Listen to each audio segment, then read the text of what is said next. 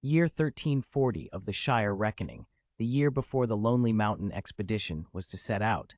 The world of Middle-earth still wore the familiar calm of an age not yet fully stirred. The Grey Wizard had not yet come to the Shire. The Dwarf King labored over weapons in the forges of the Blue Mountains. Far beneath a lonely mountain a dragon slept, its dreams unbroken by the affairs of men and elves. Into that quiet a stranger stepped, a young wizard from another world, carrying with him something utterly foreign, the Hogwarts Sign-in System. Where he walked, the rules of his home followed. Overnight, as if conjured by the very idea of it, a towering castle rose upon the land.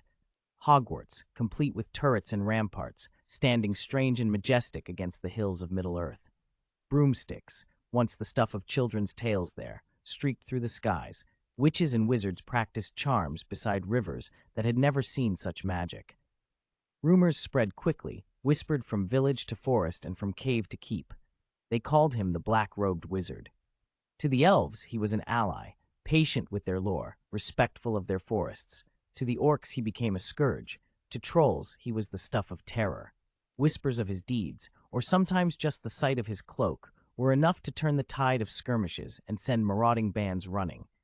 Above all, his presence marked him as an adversary of the dark power that gathered in the east. Sauron learned to watch for him, and to dread the cunning of a newcomer who wielded a magic unfamiliar and resolute. Years passed. The great struggle came and was won. The Dark Lord fell. The elves, sorrowful and weary, turned their faces west and took ship for the undying lands. A new age, the age of men, dawned. Through all those years, the black-robed wizard Duir wandered the breadth of Middle-earth, signing his presence into every corner with the mechanism he had brought from another world. He marked places, cataloged wonders, and stitched a curious network between two very different realms. Now, beyond the sea and beyond the sunset, the west lay open before him. On a quiet page of the sign-in system, a single line waited, flickering like a question. Location Amon. Would you like to sign in? Chapter 1. Sign in the Shire. In the chaotic void between worlds, a golden meteor streaked past countless universes. As it skimmed by one magnificent cosmos, something within that universe, a supreme will accompanied by waves of music sacred and majestic, turned its gaze. With a single resonant glance, the meteor was drawn in, its path altered and folded into that universe. A new, unheard note joined the great cosmic melody, bright, nimble, and entirely new. "Hey, sir, wake up!" A voice pulled Duir from sleep. He opened his eyes to a canopy of green leaves and a small figure staring down at him with obvious concern. For a moment he was disoriented. He should have been in his own bed. How had he ended up lying on soft grass? And who was this little person peering at him? "Who are you?" he asked, still groggy. I'm Bilbo. Bilbo Baggins, sir." The name rang a distant bell. But the real shock was that, despite having always done poorly in English at school, Duir understood Bilbo perfectly. He found himself responding in the same language, as if it were his native tongue. He sat up and blinked, more puzzled than ever. The figure in front of him was well under his height, less than half, really. On closer inspection, the little fellow had pointed ears and broad, bare feet, thickly padded and covered in fur. Not human, then. An absurd idea bobbed to the surface of Duir's mind. "Are you a hobbit?" he blurted. The hobbit nodded earnestly. "This is the Shire, Hobbiton, in the Shire, sir." Everything inside Duir went cold. How had he ended up somewhere that could be populated by orcs, trolls, elves, wizards, dragons, balrogs, Maiar, Valar, even Iluvatar? This was no ordinary place to be lost. He'd transmigrated into a world of legends. How on earth was an ordinary person supposed to survive here? Bilbo watched him and for a moment shifted back on his heels. The human looked as though his thoughts might be unsteady, but Bilbo was kind by nature and couldn't simply leave someone in need. Are you all right, sir?" "I'm fine," Duir said, forcing a smile that didn't reach his eyes. "I just can't find my way home." "Lost?" Bilbo's eyebrows rose in surprise. "You could buy a map in the village," Bilbo offered. "They do sell maps of the lands beyond the Shire." "It's too far," Duir said, voice flat. "My home. It's so far away, I doubt I'll ever get back." Bilbo frowned. He had no sense of the distances Duir implied, but he felt the man's loneliness like a cold gust. "Well, if you have nowhere else to go." He hesitated, then brightened. You could be my guest for a few days. We don't get many strangers here." Gratitude flared unexpectedly hot in Duir's chest. He'd played the part of forlorn wanderer deliberately, desperate measures for desperate circumstances. If he could earn shelter and company by attaching himself to someone named Bilbo Baggins, a name that, in his half-remembered fragments of stories, belonged to someone important, then it was worth the little performance. "Thank you, Mr. Bilbo Baggins. You're very kind," he said, and meant it enough. Bilbo blushed. "Ahem. Well, come along then." He slung a long fishing rod, nearly twice his own height, over his shoulder and carried a fish bucket in his other hand, leading the way down a winding dirt track. As they walked, Duir's exaggerated sadness slipped away. He breathed easier. If he was going to survive here, he'd need shelter, allies, and information. Being near someone like Bilbo might open doors, literally. They passed one cozy hobbit hole after another. Most were built into the hillsides. Grassy roofs, round painted doors in pale greens and blues and yellows, neat gardens brimming with vegetables and flowers. Curious hobbits peered from their hedges to watch the tall human trailing behind Bilbo. Bilbo, unusually for him, didn't stop to chat and even quickened his pace a little. Duir, on the other hand, smiled and nodded at every curious face, soaking up whatever small goodwill he could. At the end of the lane stood a burrow with a wooden sign. Bag End. The garden was tidy, the flowers trimmed, and the pathway swept clean. "I forgot to ask your name," Bilbo said as he opened the round door. "What should I call you, sir?" "Duir." The name popped into his head as if it had always been his. It slipped out of his mouth without thought. Duir paused, startled from the inside. When had he decided on that name? Bilbo didn't notice his confusion. He ducked his head and stepped inside. "Right, Duir.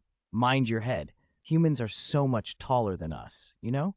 His voice carried a friendly warning.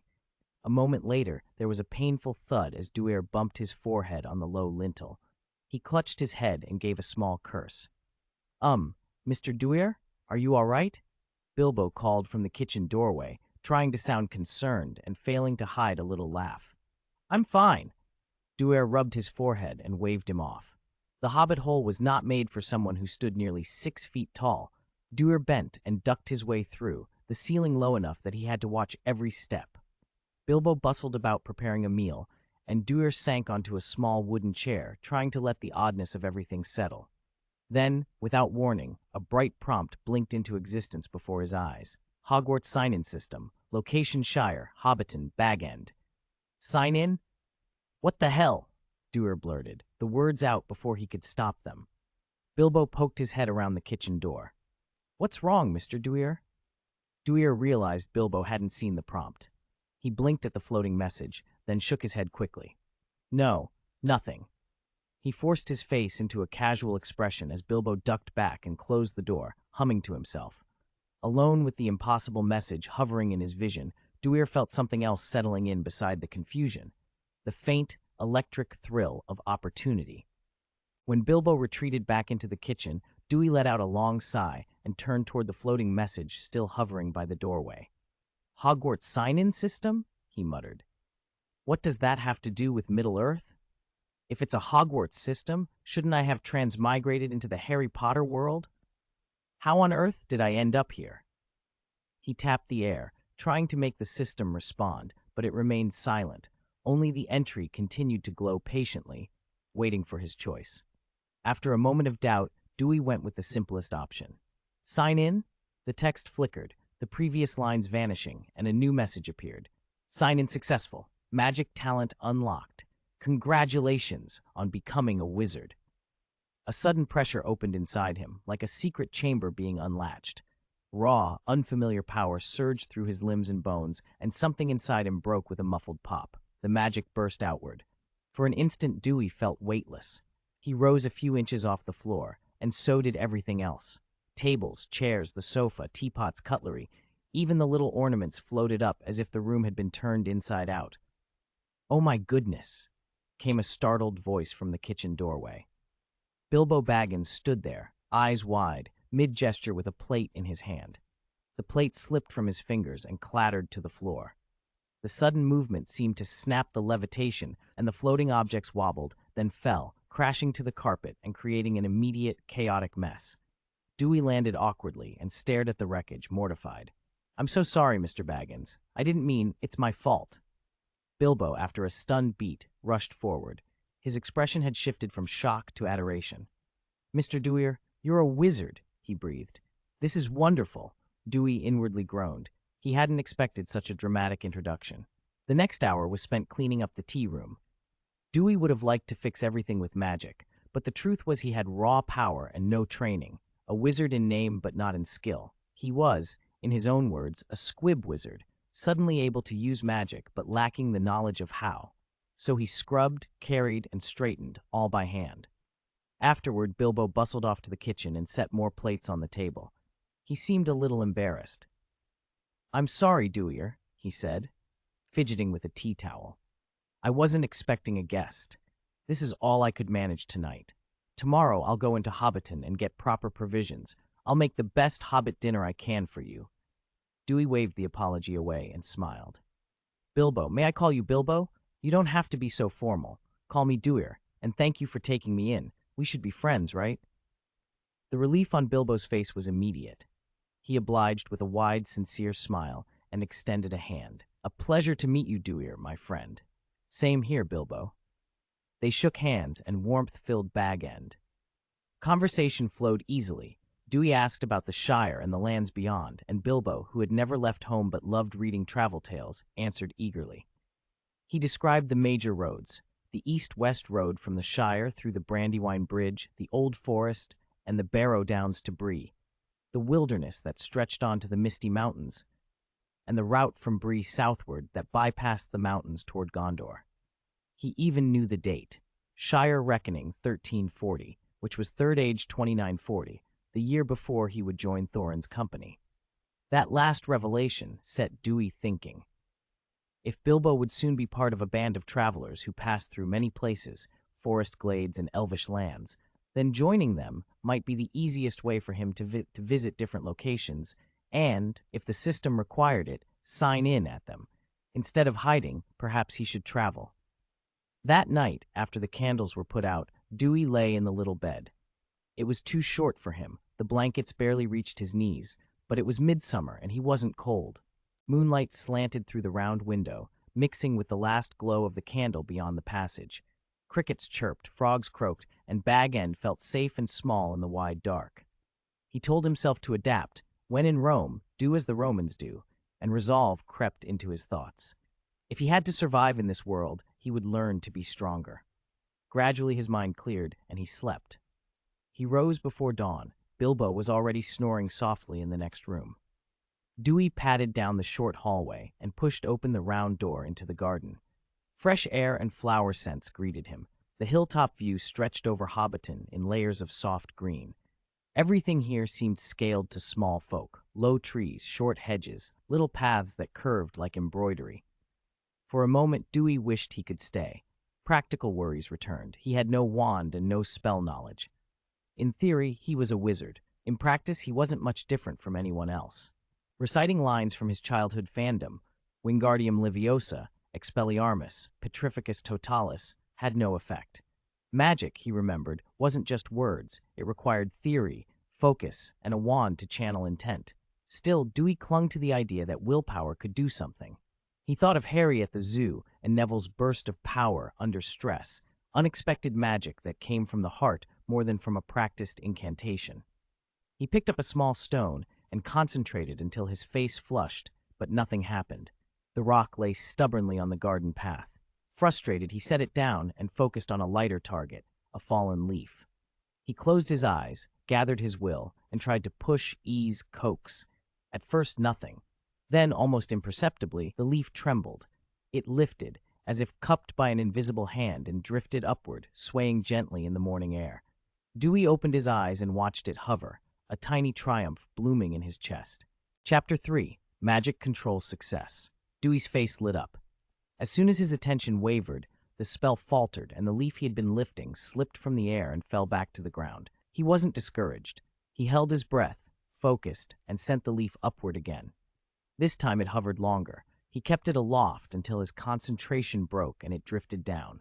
After a few more tries, each a little longer than the last, he moved onto a small stone. heavier, steadier, and far harder to control. The stone trembled as it rose and fell sooner than the leaf had, but Dewey felt exhilarated. He was learning the motions of this strange skill, and time slipped away unnoticed. Bilbo's sudden appearance pulled him out of his practice. The hobbit stood in the doorway, eyes wide. "Duir, are you practicing magic?" Dewey nodded, a little embarrassed. Strictly speaking, it wasn't grand, dramatic magic, only the most basic manipulation, enough to lift light things as if by hidden strings. It wasn't powerful or destructive, it couldn't even throw an object. But to Bilbo and to any ordinary hobbit, the simplest displays were a marvel. "That's so cool," Bilbo breathed. Under that admiring look, Dewey felt a secret thrill and decided to put on a proper demonstration. He sent dozens of flower petals from the garden drifting into the air. They pirouetted and shimmered around them, a small, splendid cyclone. Bilbo gaped, utterly entranced. Over the next few days, Dewey devoted himself to control. He graduated from leaves and pebbles to things that weighed 10 caddies, items heavy enough to demand steady concentration, and his endurance increased from a couple of minutes to nearly half an hour. He began to handle several objects at once. This wasn't the light show of fluttering petals meant to impress a lay audience. Now he could keep multiple items, each weighing several caddies, suspended and guided for extended stretches. Bag End's living room soon became a familiar scene of floating things. At first, Dewey moved only sturdy items, but as he improved, he would lift cups, teapots, and eventually plates. Bilbo went from stunned to accustomed, and sometimes when he was too comfortable to reach across a table, he would simply call, "Duir, fetch me my pipe," and the pipe would obediently float over. Then, for a while at least, the magic had to wait. Their stores at Bag End were running low, and the two of them set off down the winding lane toward Hobbiton to buy provisions. The Shire passed by in pastoral vignettes, hobbits working in fields, smoke curling from chimneys. Wherever they walked, people noticed Dewey. A tall human among hobbits was not an everyday sight, and gossip travels fast in Hobbiton. Still, Bilbo's reputation for keeping to himself meant no one had come to Bag End to pry. They crossed the little mill and the double-arched bridge and arrived in the busy heart of the village. The houses here leaned toward human styles, but remained low and hobbit-friendly. The Green Dragon Inn stood where it always did, a hub for the locals. The market was bustling with stalls of all sorts, preserves, pies, tools. Children darted between legs while their mothers haggled. Children were the most fearless. A few tiny hobbits gathered around Dewey, one of them clutching at the hem of his coat and asking with the blunt honesty of the young, "Are you a human?" Dewey smiled and ruffled the small head. "Yes." Bilbo, not keen on anyone looking down on his guest, cleared his throat, made himself as grand as his stature allowed, and announced loudly, "Duir is not just a human, he is also a wizard." "Wow!" The children stared, mouths open. The adults exchanged surprised looks. In Middle-earth, wizards were mysterious and powerful. Curiosity took on a note of respect. The children, however, wanted a show. Dewey was happy to oblige. He touched their hats lightly and made the brims twitch and the ear flaps flutter. The hats lifted and bobbed, then swooped in little airborne dances. The children shrieked with delight and chased after them. Even the grown-ups watched, impressed. Bilbo preened as if he'd won a small victory. "Come along, Duir," he said, puffing his chest. After Bilbo finished his shopping, Dewey slipped into the village blacksmith shop. The smith blinked at the sight of a human patron, then straightened and greeted him politely. The walls were hung with farm tools, hoes, cleavers, axes. Dewey asked plainly, "Do you sell swords? Longswords, maybe?" The smith shook his head. "Hobbits don't take to fighting. Longswords aren't needed here. No market for them." "Could you make one on commission?" Dewey asked. "I'm sorry," the smith said regretfully. "We never forge longswords. I've no experience. If you want a proper sword, you'd do better in Bree, east of the Shire. That's a human town. They know how to make real weapons." Bree was a long journey. Bilbo had mentioned it was over 100 miles away. Dewey had no plans to go there. He thanked the smith and chose instead 2 thick bone cleavers, sturdy, heavy blades meant for butchery. The smith boasted they would last a lifetime, thick, sharp, and able to cleave through pig and beef bones with ease. Dewey paid cheerfully, borrowing the coin from Bilbo. He was, in truth, penniless and entirely dependent on the hobbit's hospitality for the moment. Bilbo never pressed him about repayment. That was precisely why Dewey was so grateful. Meeting Bilbo had made the burdens of his strange new life unexpectedly light. Chapter 4. Bring Forth the Blades. After buying the blades, Duir met up with Bilbo, and they returned to Bag End together. Bilbo eyed the two heavy cleavers Duir carried and asked, curiosity winning out, "Duir, why two cleavers? Don't we already have knives at home?" Duir took a stance, holding the cleavers as if they were weapons. "These aren't kitchen knives," he said with a grin. "These are my weapons. I'll use them to keep enemies at bay." Bilbo's mouth parted in surprise. It was difficult for him to picture the tall human as anything but a wizard. "If that's what you like." Duir's grin widened. With a swift motion, the two cleavers leapt from his hands and embedded themselves in the trunk of a roadside oak. Half their blades sunk into the wood. Bilbo stood frozen, staring. "Swords, no blades, come!" With a soft thud, the cleavers pulled free of the tree and flew back into Duir's grasp. He took a moment to brush his clothes and adopt an air of composure, though inside he was wiping away a bead of sweat. He had jammed the blades in too deep. It had taken a great effort to pull them free without embarrassing himself. A close call. Back at Bag End, Duir began training in earnest. He worked to make the cleavers as responsive to his will as his own hands. Each cleaver weighed 2 pounds, right at the edge of what his magic could govern. To refine his control, he set them to chopping wood. The work was hard at first, and he could only sustain the control for short bursts, but with steady practice, the blades grew faster and more obedient. By the time he had finished, Bag End's winter wood was cut and stacked, with some left over. Bilbo was delighted. While hobbits loved comfort, they were not fond of hard labor, and having the firewood ready well before winter was a great relief. Bilbo watched the nearly invisible cleavers spin and slice through the air, producing only soft whooshes. He was impressed and worried in equal measure. The sight of flying blades made him fear Duir might lose control and be hurt. After half an hour of the cleavers dancing around him, Duir brought them reluctantly back and sheathed them at his waist. He had by then gained full mastery. Within a 5-meter radius, the blades answered his call instantly. His offensive power had changed qualitatively, and with it a measure of self-defense. The gains did not stop there. With continued practice, Duir learned to lift and sustain a 100-pound weight. Bilbo was the first to experience it. Duir hoisted him into the air and let him float over the hobbit-sized hills like a kite.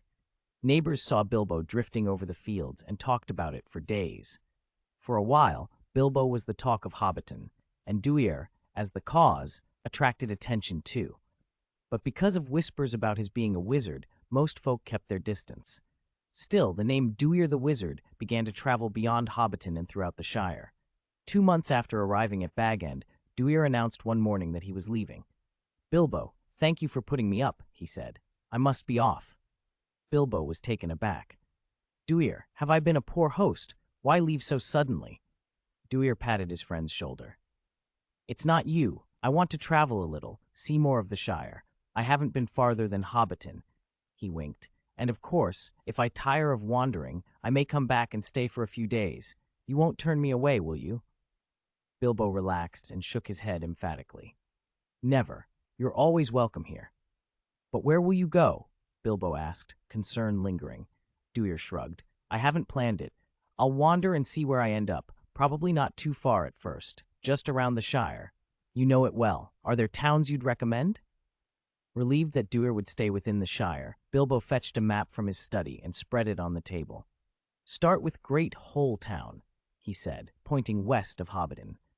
"It's the largest town in the Westfarthing, the Shire's capital for all practical purposes.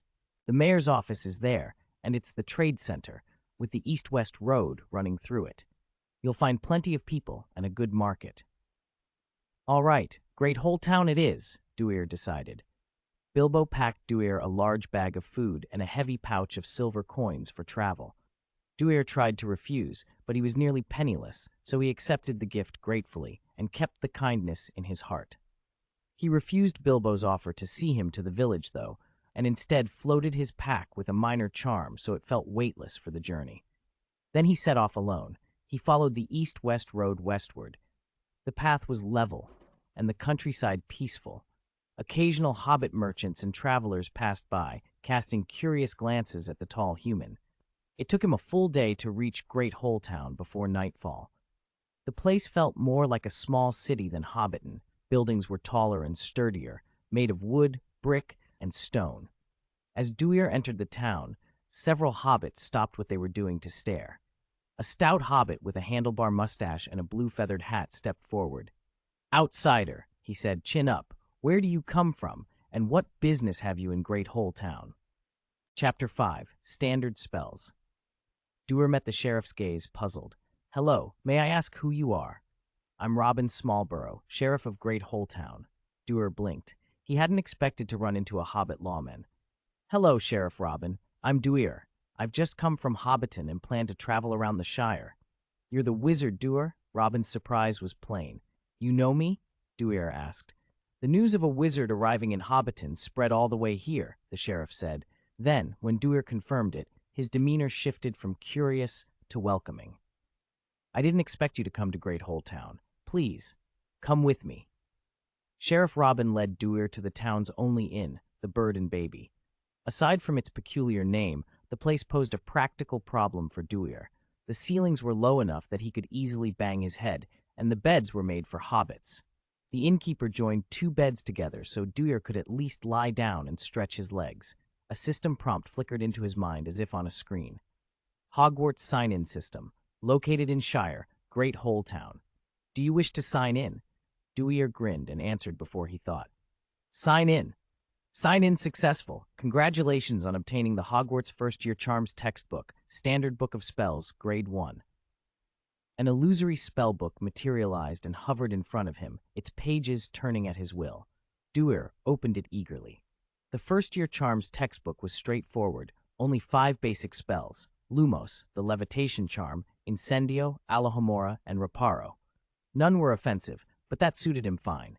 Since his transmigration, he'd only had raw magical power and had used it crudely, forcing objects to fly by sheer force of will. That was closer to the levitation charm than anything else, but it drained him badly. Controlling even a simple cleaver required absolute concentration.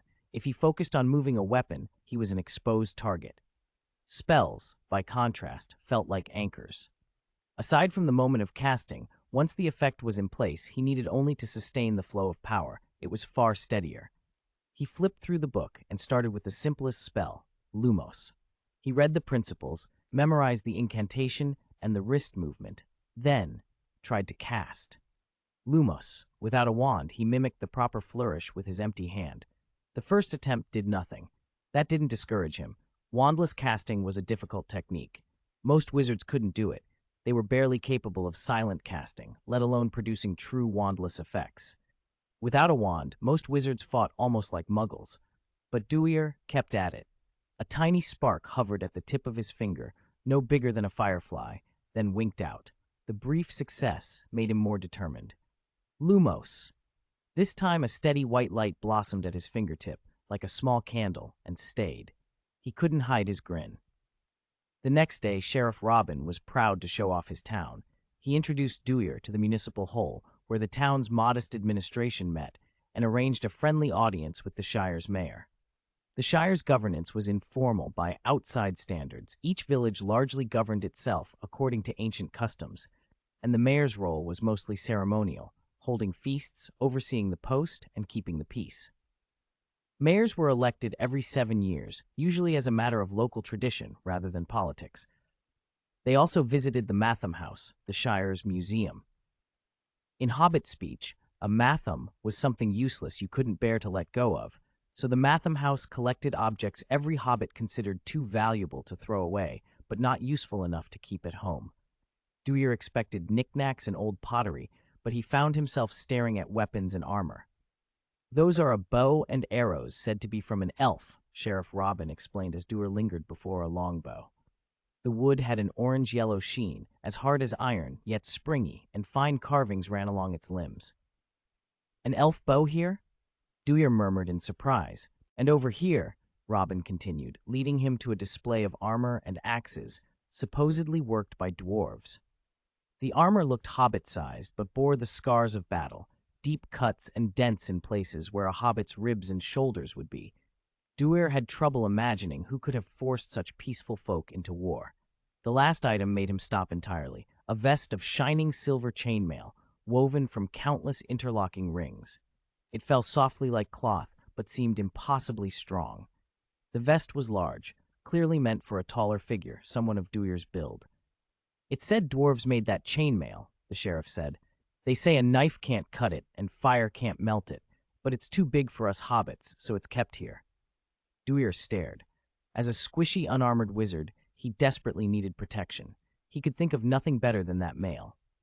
"Sheriff Robin," he asked, "can I buy it?" Robin shook his head apologetically. "I'm sorry. The Matham House items are the common property of Great Hole Town. Nothing here belongs to just one person. If you want it, you'd need the consent of the whole town." Disappointed, Duir opened his mouth, but the sheriff's expression softened, and he chuckled. "However, if you would demonstrate a bit of magic at our banquet, I'm sure everyone would be happy to grant you the chainmail." "A banquet?" "In 5 days," Robin said. "It'll be the 1200th anniversary of Great Hole Town's founding. Everyone will gather in the Great Hole Hall to celebrate. You'd be most welcome to join us." Duir didn't hesitate. He had been planning to continue his travels after signing in, but the chance to get that chainmail and to demonstrate real magic to a town of hobbits was too good to pass up. He would stay for the celebration. Chapter 6. Next stop, Tooktown. 5 days passed in the blink of an eye. Duir spent most of them holed up in his inn room, practicing wandless casting of the Lumos charm. The progress was remarkable. He could now summon a dazzling white light from his palm quickly enough to blind an opponent, and he could condense a glowing sphere at his fingertip that would detach and hang in the air for a while. It was Lumos combined with object control, small but useful. The anniversary arrived, and Great Hole was alive with celebration. Garlands and music decorated every street. Men lugged barrels of ale from the cellars, while women set out their best dishes. When night fell, everyone crowded into the Great Hole Hall for the feast. The long hall thronged with people. Platters and flagons lined the tables. Children threaded excitedly through the crowd, and adults danced to the fiddle and flute. Duir sat beside the mayor, Sheriff Robin, on the other side. The mayor, a man of great local standing, rose and made a long, hearty speech, then introduced Duir to the hall. "Welcome," he called. "Let us welcome Wizard Duir to our feast. This is an occasion to celebrate." All eyes turned toward him. It was the first time Duir had seen so many hobbits at once. Their heights only reached his waist, and he felt oddly like a traveler in a land of little people. Smiling, he stood and bowed at their applause. When the feast reached its peak and the ale flowed freely, the mayor, cheek flushed from drinking, leaned in with a request. "Wizard Duir, would you honor us with a demonstration of your magic tonight?" Sheriff Robin, who had clearly discussed this with him beforehand, gave a conspiratorial wink. Seeing the eager faces around him, Duir smiled and nodded. "Of course." He clapped his hands. A bright light flared from his palms, and just as a few startled folks began to shield their eyes, Duir clapped again. The light exploded into countless motes that scattered through the hall like fireflies. Children shrieked with delight. Some bold little ones even reached out and tried to catch the pinpricks of glow, dancing about with them in their hands. "Wonderful," the mayor crowed. The hobbits watched the wizard above them with open wonder. Taking advantage of the mood, Duir politely asked about the chainmail vest in the Matham house. The mayor paused and asked the gathered townsfolk for their consent. No one objected. Mathams, after all, were things of little use that hobbits couldn't quite bring themselves to throw away. They readily passed along such items. The mayor decided, with cheer, to present the chainmail vest to Duir as a reward for the entertainment. Duir was overjoyed. Now clad in the sturdy mail, he relaxed and let himself get swept up in the festivities. He toasted with the mayor and Sheriff Robin, and for the first time in his life, properly got drunk. On the second day of the feast, Sheriff Robin tried one more time to persuade him to stay for the midsummer feast. Duir shook his head. "Thank you, Sheriff Robin. Great Hole has been very kind, but I must continue my journey." He had what he came for. The chainmail was more than he'd hoped for.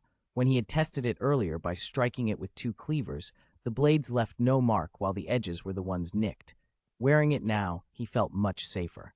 Sheriff Robin sighed and resigned himself. In that case, I wish you a safe journey. Thank you. Farewell, Sheriff Robin. Duir left Great Hole and headed south toward Tooktown. He had remembered it because it was the home of Pippin, one of the 4 hobbits fated to join a future fellowship. The town was not far. After half a day's walk, he arrived. Unlike many hobbit villages, tucked beside valleys and rivers, Tooktown sat atop a hill that overlooked much of the West Farthing. The place had a fortified air, and hobbits patrolled its streets. When Duir reached the gate, a watchful hobbit stepped forward and questioned him. "Who are you? What brings you to Tooktown?" Duir didn't mind the caution. "I am Wizard Duir. I come from Great Hole, and I wish to visit." The guard's eyes widened in surprise. "Please wait," he called, and hurried into town to report. A little while later, a broad-shouldered hobbit with golden curls and a stern face emerged. He looked Duir over with a measuring glance and then stepped forward, beaming with a practiced cordiality. "Welcome, Wizard Duir. I am Paladin Took. I received a letter from Bilbo a few days ago saying you would come to Tooktown." Paladin went on. "I didn't expect you so soon." Duir was surprised that Bilbo had written to him. "What is your relation to Bilbo?" "Bilbo's mother, Belladonna Took, is my aunt. Bilbo and I are cousins." Paladin explained briefly and then invited Duir to enter the town. "Please, Wizard Duir, allow me to entertain a guest who has traveled so far." Duir accepted and followed him into the Great Smiles, the Took family's immense communal home.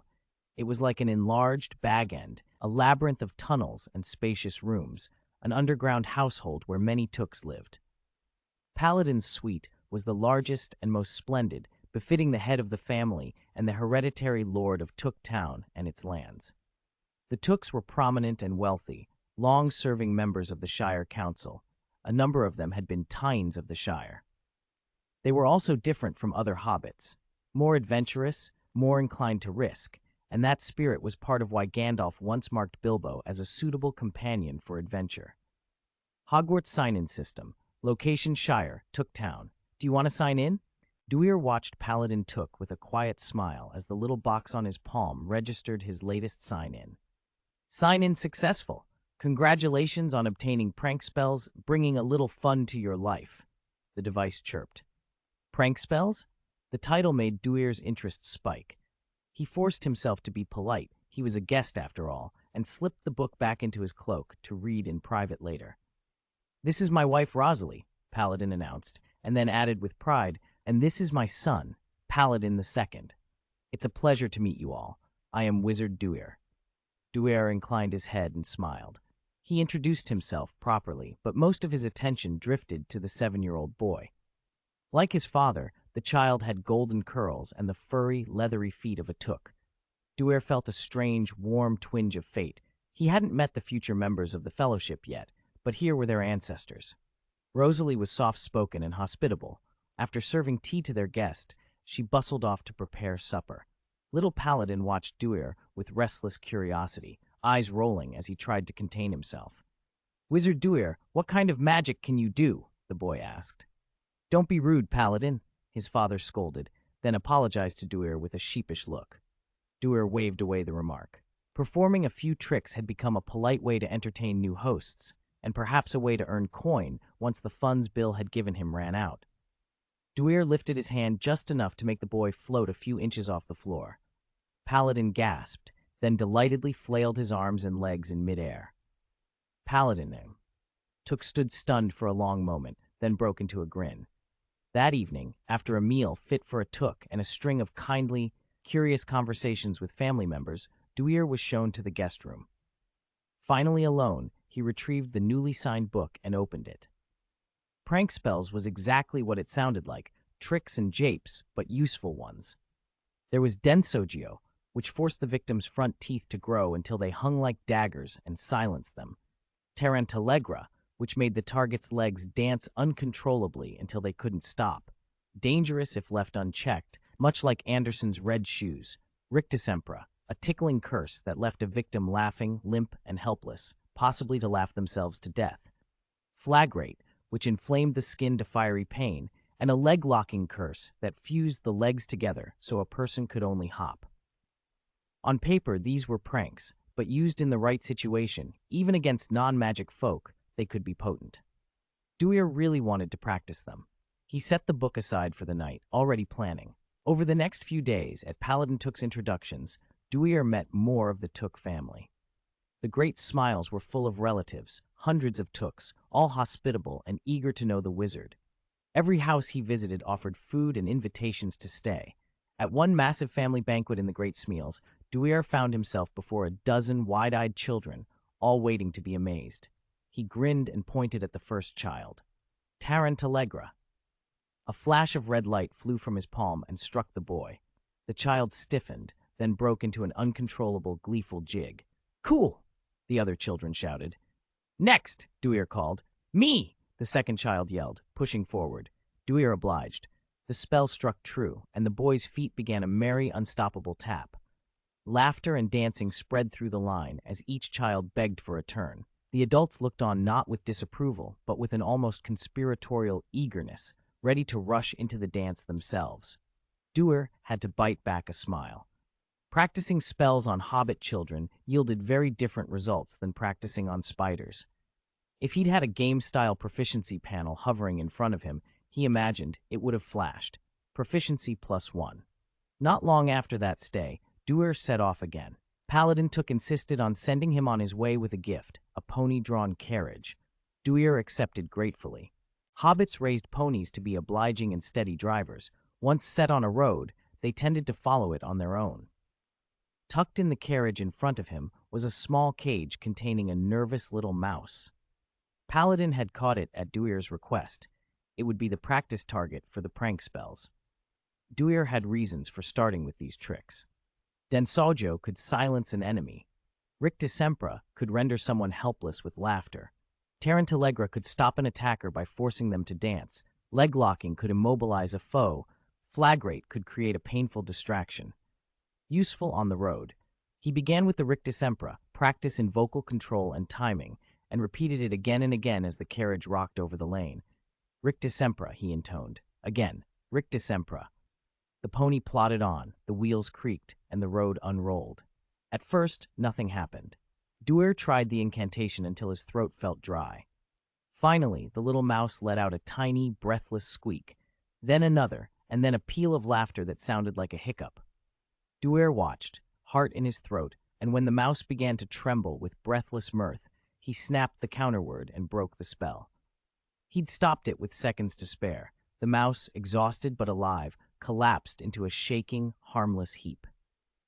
Duir let out a long breath and eased the reins. The pony slowed. On either side of the road, the green pastures had given way to an endless sea of pipeweed, rows and rows rippling in the breeze. He shaded his eyes and peered toward the distance. "Are we almost at Longbottom?" he called to the driver. Chapter 8, Herbology. Dewey continued on his journey. After cresting a low hill, he could see a small town ahead, Longbottom. In the south farthing of the Shire, the hobbits were famous for growing pipeweed, and Longbottom was its center, the heart of tobacco cultivation and trade for the entire Shire. Longbottom leaf was sold far and wide, prized by dwarves, rangers, and travelers. Even Gandalf the Grey was a devoted fan, never without his pipe. The hobbits of Longbottom were more relaxed than those in Hobbiton. As he passed their tidy houses, Dewey saw 2 or 3 hobbits lounging in the sun with pipes between their teeth. Even the women smoked. They glanced at the stranger, clearly not a hobbit, with curious looks, but asked no questions. He drove his carriage into town and stopped in the square, where the system reacted. Hogwarts Sign-in System. Location Shire, Longbottom. Do you wish to sign in? Sign in. Duir replied. Sign in successful.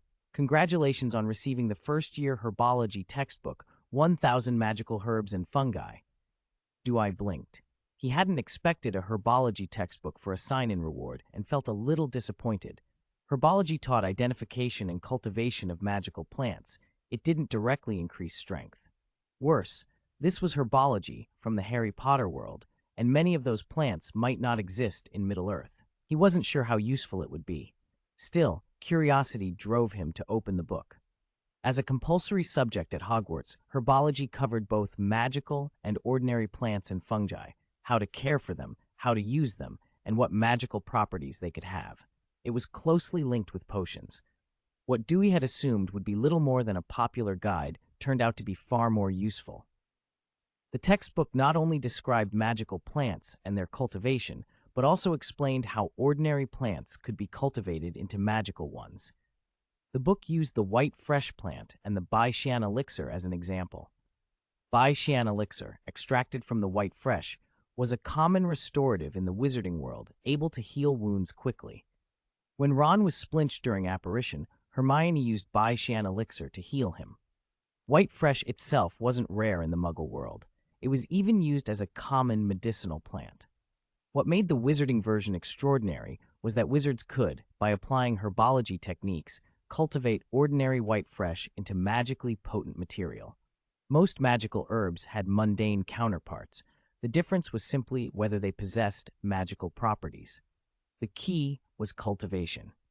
According to the book, magic plants could arise naturally in areas rich in ambient magic, like the Forbidden Forest at Hogwarts, or be cultivated artificially. Artificial methods fell into three main types: feeding ordinary plants on the dung of magical creatures such as dragons or mooncalves, a simple and effective route; treating them with potions, faster and with a higher transformation rate, but costly and requiring potion-making knowledge; and finally, direct watering with magic, wizards literally nourishing plants with magical energy. That last method was slow, laborious, and low yield. Few in the wizarding world used it on any large scale. Families who specialized in magical herb cultivation measured their crops by the acre and relied on the first two methods. But for Dewey, lacking access to dragon dung or potion supplies, the slow, magical watering method was the most practical. If he hoped to make potions someday, he would need magical herbs, and if they could be coaxed from ordinary plants, he could start building his supply now. Originally, he had planned to leave Longbottom after signing in, but the herbology text changed his mind.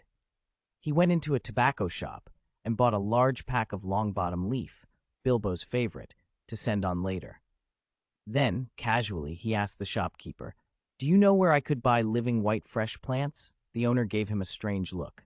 "What do you want white fresh for? Nobody even bothers with that as a present." Still, he was helpful. "If you're determined, try the shaded valleys on the eastern hills. That plant grows all over there." Dewey thanked him and left. When he drove out of Longbottom, the carriage held an extra packet of tobacco and 2 small pots of white fresh. The plants were in the sprouting stage and looked a little limp from being transplanted, but alive. Bywater was his next stop, in the East Farthing near the East-West Road and the Brandywine River. Because it was a long distance, he spent his first night camping on the road. At midnight, under a bright moon, he peeled back the soil around a tender, white, fresh sprout, and following the textbook's instructions, he poured his magic into it. The book had been clear. To cultivate white fresh by magical watering, he needed to feed it each midnight while the moon was highest and brightest, night after night, until the plant fully matured. Only then could the Baishan elixir be extracted. That potion was convenient in another way. It could be made without a wand or a cauldron. At his touch, the plant perked up, greens lifting a little from their wilted slump. Dewey knew this was only the first step. He would need to do this every night for months. No wonder most wizards abandoned this method. Compared to feeding plants on magical dung or using potions, it consumed a lot of time and effort for relatively little yield.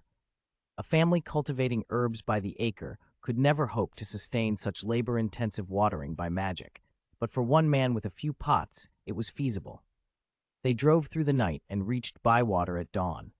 The town sat beside the Brandywine with a dock and easy river transport. Across the water lay the Xionglu area. Dewey, exhausted, walked straight into the floating log inn and checked in. As the name suggested, the inn floated on the river, one of Bywater's landmarks. Hogwarts Sign-in System, location Shire, Bywater, floating log inn. "Do you wish to sign in?" the system prompted. "Sign in," Dewey said. He set the 2 pots of white fresh on the windowsill of his room. "Sign in successful. Congratulations on receiving the first-year potions textbook, Magical Drafts and Potions." Dewey flipped through the potions book, then closed it. He wasn't exactly disappointed. He knew potions were vital. But right now, the textbook was of limited use. Potions required ingredients, certainly, but the crucial step was stirring with a wand. Without one, the results were usually a murky, foul-smelling mess that could be poisonous. Wizards could produce miraculous drafts with the same ingredients because of their magic and the precise methods they used. Muggles attempting the same recipes would only make dangerous slop. A wand was far beyond his reach at the moment. You didn't just shove a snake's nerve into a stick and call it a wand. Otherwise, the Ollivander family wouldn't have dominated wand-making in Britain for 1,000 years. For now, Dewey tucked the book away, placed his pots where they could drink the morning light, and prepared for the next night's moonlit watering. Chapter 9. Buckland Dewey did not linger long in Bywater. He rested one night at the floating log, and, the next morning, crossed the Brandywine by ferry for Buckland, bringing his carriage and horses with him. Buckland lies between the river's eastern bank and the Old Forest, and it forms the eastern border of the Shire. Most of its inhabitants are brandybucks, who tend to be sturdier and hardier than other hobbits. Living so close to the Old Forest has made them more alert and self-reliant, and they are among the few hobbits who wear shoes. Because they trade often with Bree and other outsiders, their dress and building styles show human influence. Dewey had heard Bilbo say that the Brandybuck's ancestors had crossed the Brandywine from the East Farthing centuries ago and built Brandy Hall on a high hill. As their family grew, Buckland formed around it. Although nominally part of the Shire, Buckland has long felt like a little independent realm ruled by the Brandybucks rather than by the sheriffs. The carriage rolled past several small villages along the river until they reached Buckland proper.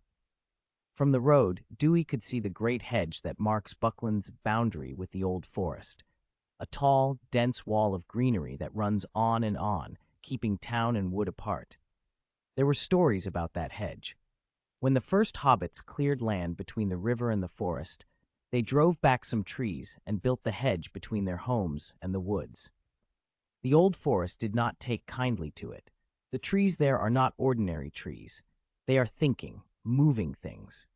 They tried to push past the hedge and come into Buckland, and the hobbits answered by cutting down and burning whole tracts of the forest, creating a broad burnt belt between hedge and trees. That only deepened the Old Forest's hatred. The trees would snatch at travelers and lead them astray, and the Bucklanders learned to fear and keep their distance.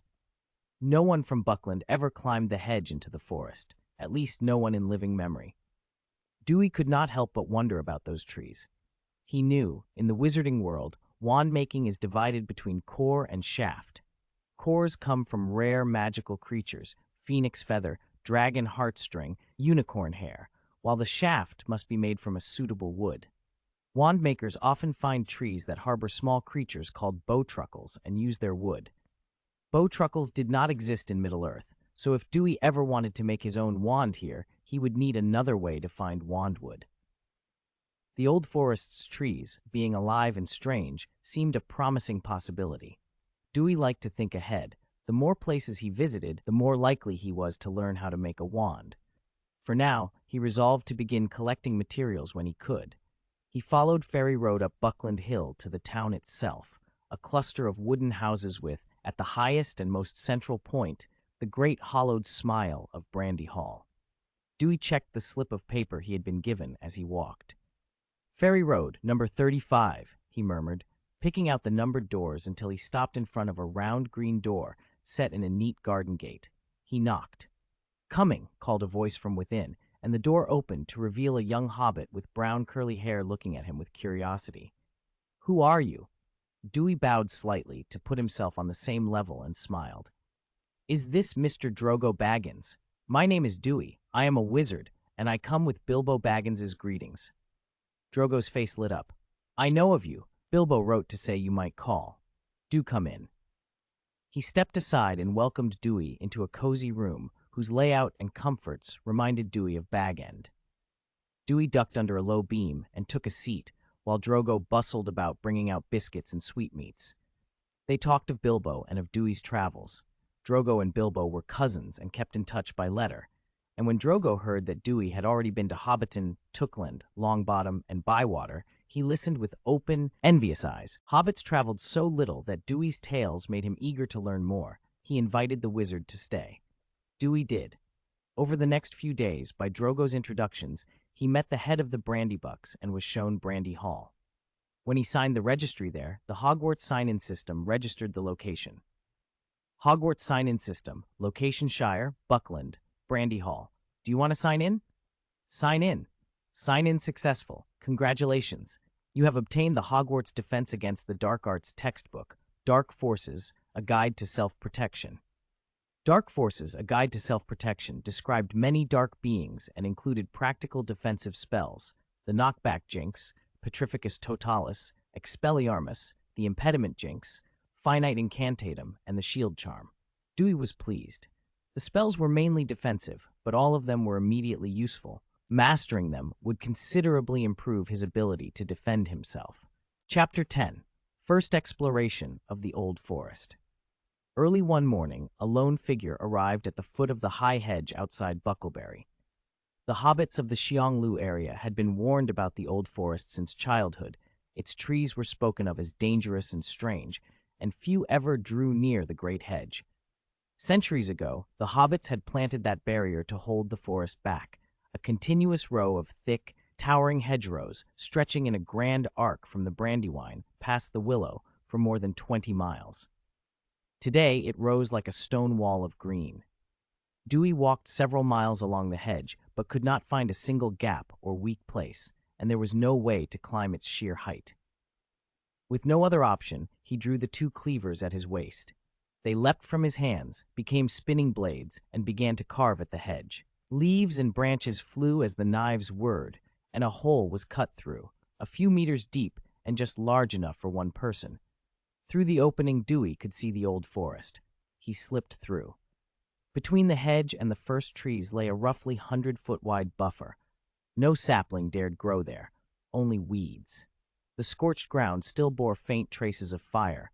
Whatever struggle had once been fought here, the hobbits had not hesitated to burn to keep the forest at bay.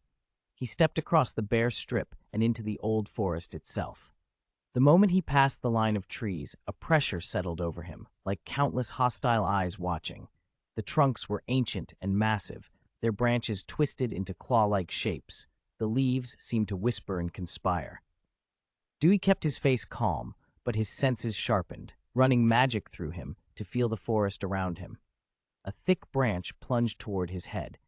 "Protego!" he shouted, and an invisible shield popped into place above him, stopping the blow. Since getting hold of Dark Forces, A Guide to Self-Protection, the first charm he had practiced was the Shield Charm, the most practical spell for staying alive.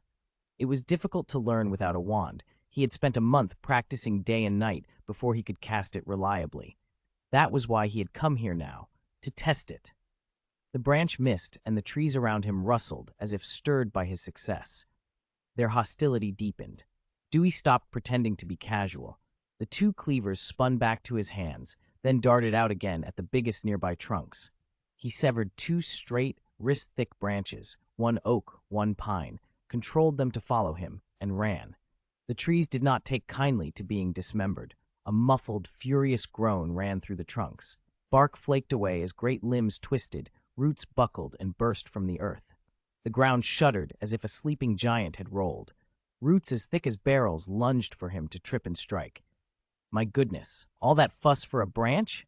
How petty," Dewey muttered as he fled, the cleavers spinning to slash at the charging roots. Against roots that size, the blades could not cut through in a single strike. He cursed under his breath and cast Leg-Locking Curse. Where the spell struck, the root stiffened and bent back on itself, tangling with its neighbors in a locked, immobile knot.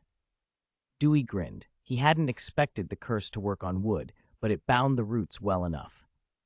Taking advantage of the tree's preoccupation, he scrambled back across the bare zone, squeezed through the hole in the hedge, and hurriedly closed and disguised the breach before setting off for Bucklebury. At Zuogo Baggins's house, he borrowed tools and set to work on the branches. He stripped off the bark, trimmed and smoothed the wood, and polished two straight, slender sticks. He tried to channel his magic into the oak first. It accepted the flow easily, if with a slight lag, and his smile broadened. The pine took the magic too, but with a more noticeable sluggishness. So the old forest did indeed provide usable wandwood, not perfect, perhaps, but usable. That discovery thrilled Dewey. He still didn't know how to craft a full wand, but finding suitable shaft material was a hopeful first step. The difference in responsiveness suggested the wood might not match him. In the wizarding world, wandwoods vary, holly, yew, elder, and so on, and a bad match can blunt a wand's power or misbehave. If oak and pine weren't quite right, perhaps other trees in the old forest would be. He could make more trips and try different woods, he thought. There was one other thing he needed to do first. He glanced at the 2 pots of white fresh sitting near the window. After more than a month of magical irrigation, they had grown to roughly a meter high and were nearly mature. That evening, under a thin moon, Dewey took the 2 white fresh shoots in his hands and poured steady, gentle magic into them. The plants drank the power hungrily, their leaves swelling and becoming glossy, as if they might ooze water. Then the plants reacted. They drew the silver moonlight down into themselves and began to glow faintly. Bathed in that light, they shot upward, reaching full adult size in moments and filling the room with a rich, green, herbal fragrance. Chapter 11. Huorn the White Fresh had finally matured. Duir stood looking at the 2 tall, healthy plants, but he felt no pangs of pity. He drew his cleaver and with 2 precise strikes cut both at the roots. He set a pot over the fire, chopped the white fresh into small pieces, and boiled them until soft. When the plant was thoroughly cooked, he strained the mixture through cloth, discarding the dregs and keeping only the juice. He then boiled the juice down until most of the water had evaporated and a thick green paste clung to the bottom of the pot. This paste was the household potion of the wizarding world, Baishian elixir. It was unusual in that it needed no wand stirring and was simple to make, yet its healing power was remarkable. It mended most injuries quickly, though it could not cure wounds caused by dark arts. Duir filled 2 jars with the elixir, one large and one small. He kept the larger jar as a spare and intended the smaller one as a thank you for Zhuoguo Baggins, who had been his host these past weeks. Zhuoguo took the jar with a mix of surprise and curiosity. "Duir, what is this?" "A potion I made," Duir said. "It heals wounds. Consider it for emergencies." To prove his point, he took a mouse from a cage and made a small cut on its flank. The little creature bled and squealed, and Zhuoguo looked horrified, as if Duir were some cruel wizard. Then Duir dabbed a bit of the green paste on the wound. The cut closed before their eyes. The mouse stopped bleeding and calmed instantly. Zhuoguo stared, speechless. To him it was nothing short of a miracle. He pressed the jar to his chest as if it had suddenly become priceless. "Duir, I can't accept something like this," he stammered. It must be worth a fortune." Duir smiled and pushed the jar back toward him. "Don't be polite. It's a thank you. It's easy enough for me to make. Take it." After a bit of resistance, Zhuoguo accepted the elixir. The gift tightened the bond between them, and Duir felt safer having the potion on hand. Over the following weeks, he spent every spare moment at the edge of the old forest. He didn't go deep, only far enough to snatch branches and wood before retreating, but the repeated encounters with the forest's trees honed his magic and fighting skills noticeably. In those focused skirmishes, he practiced spells from the Standard Book of Spells, Grade 1, Jinxes for the Jinxed, and Dark Forces, a guide to self-protection. The gains were plain to see. In the course of training, he took his share of bruises and cuts, but the Baishian elixir had him healed and back at it the next day. He treated the old forest's trees like training opponents in a novice yard, never guessing the resentment he stirred in them as he chopped and sparred. Unseen, the trees' hatred grew, and they began to prepare a much darker welcome for him. Duir had been staying in Buckleberry for 2 months, the longest he'd remained anywhere aside from Hobbiton. Lately, he'd gathered dozens of kinds of wood from the forest, ash, poplar, cypress, holly, redwood, among others. But while many of these woods could make wands, each had some degree of magical resistance that didn't suit him. He needed to push deeper into the old forest to find a wood that matched him. After preparations and a quick farewell to Zhuoguo, Duir slipped through the high hedges and entered the forest alone. Almost at once, he felt the difference. The old forest was unnervingly quiet. It wasn't the frantic hostility he'd encountered before. This silence felt like something waiting, and Duir's senses sharpened. He moved cautiously, but his usual system alerts remained mute. Perhaps, he wondered, only the very center of the forest would register. He pressed on until a narrow track opened before him, as if the trees had silently cleared it. The trunks on either side made way in perfect, tacit agreement. Duir's guard rose. The tree's malice throbbed in the air. The moment he stepped onto the path, the trees snapped shut behind him, forming a living wall that cut off his retreat. Branches lashed, roots ripped from the earth, and the forest attacked. Thick limbs swung like clubs, roots tried to impale him. "Protego!" Duir shouted, a shield of light flaring up between him and the nearest branch.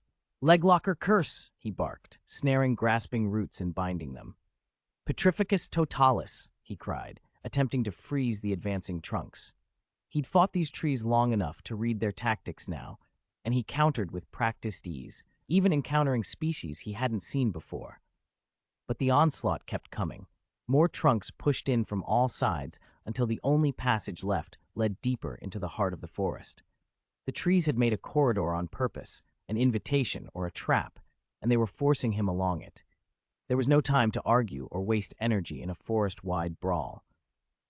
Duir understood what they wanted, to herd him to their center. He ran without hesitation, plunging down the path while branches slammed shut behind him until the opening vanished as if it had never been. He fled under a canopy that thickened as the hours wore on. Mist rose around him, and the dense foliage swallowed the moonlight. Eventually, he had to cast lumos to see the ground. He ran until his lungs burned, and night had fully fallen. At last, the trees thinned, and he burst out into a canyon. Here the world opened up. Low shrubs and broad grass stretched in a wide expanse, and a small river wound through the valley. Dominating the scene, standing on the riverbank, was an enormous old willow. It was far larger than any tree he had yet seen, taller and wider than the rest of the forest combined. Its long gray branches hung like slender arms, twisting and reaching toward the sky. The trunk was knotted and gnarled, its deep fissures arranged like a terrible toothless grin. As the wind moved those long limbs, the tree creaked and groaned, the sounds like slow, hollow laughter. Chapter 12, Wand-Making Craftsmanship. The moment Dewey arrived, he stared at the old willow with every ounce of vigilance he could summon. The trees had been chasing him relentlessly, pushing him toward this one towering knot of trunk and roots. He knew now what they were. Horns, the feral cousins of Ents, trees with consciousness and vicious tempers. These horns were far more tree-like than their Ent kin, and they hated humans. This old willow was the oldest, largest, and most hostile of them all. A soft voice drifted through the air, like a lullaby whispering at the edge of hearing. Dewey felt drowsiness wash over him. His limbs grew heavy. He moved forward as if sleepwalking, unaware of the danger. The deep cracks in the willow widened, forming a hideous, predatory grin. The tree was waiting to swallow its prey. Branches swayed though there was no wind, and a hypnotic song, soft and bewitching, came from every leaf. It was a chorus of whispers, coaxing him closer. Just as the willow's huge, mouth-like crevice gaped open to pull him into the trunk, the system, silent until now, popped back into being.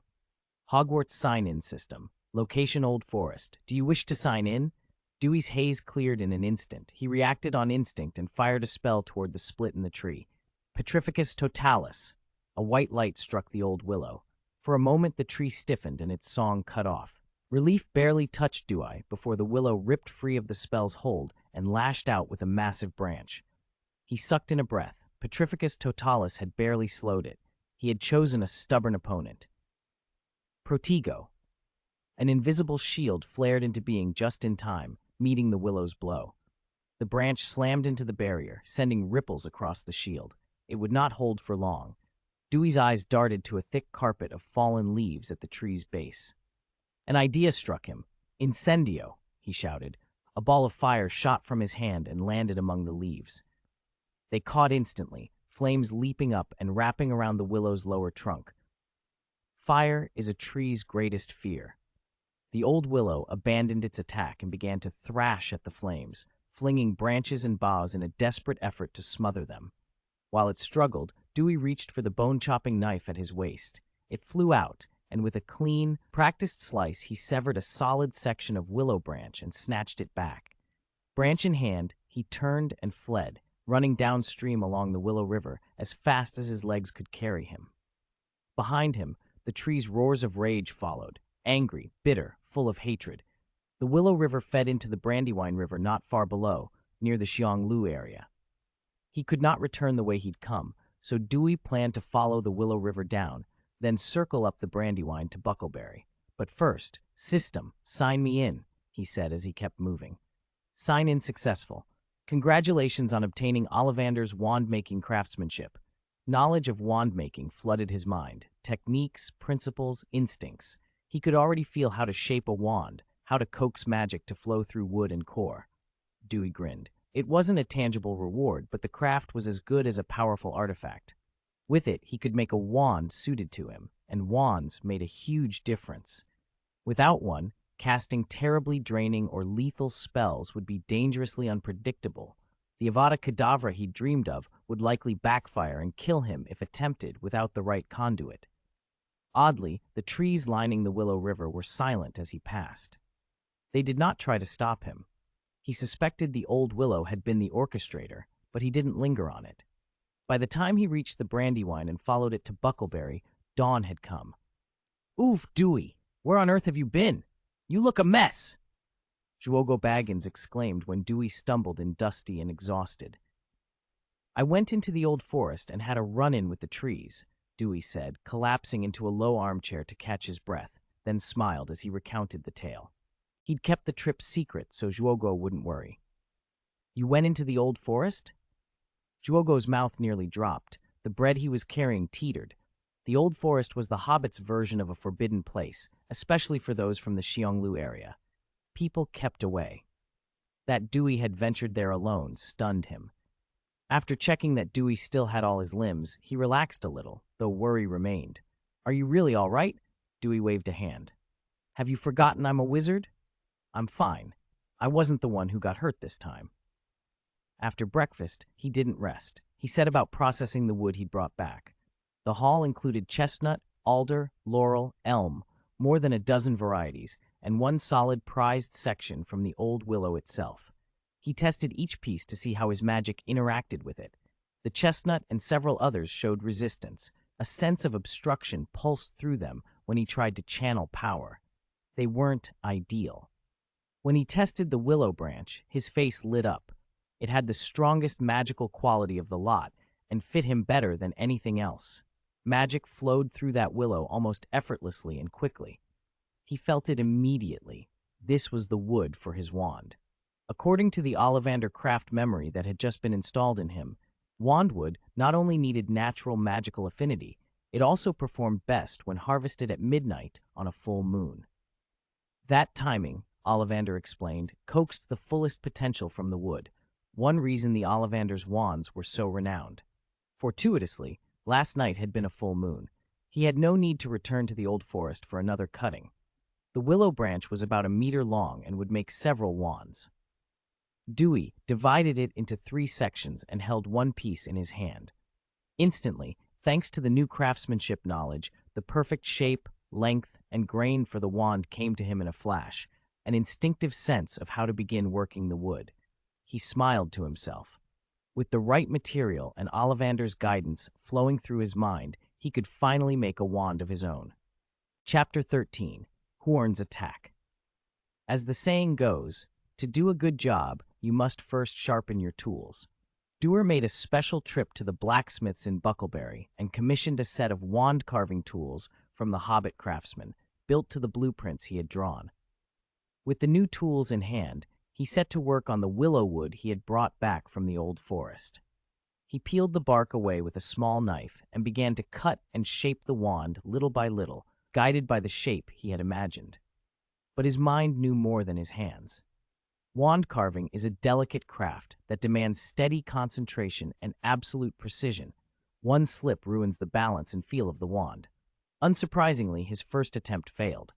The half-carved stick was ruined and could no longer be made into a wand, so Duir had no choice but to toss it into the fireplace as kindling. 2 willow logs remained, and he wasn't brave enough to risk them.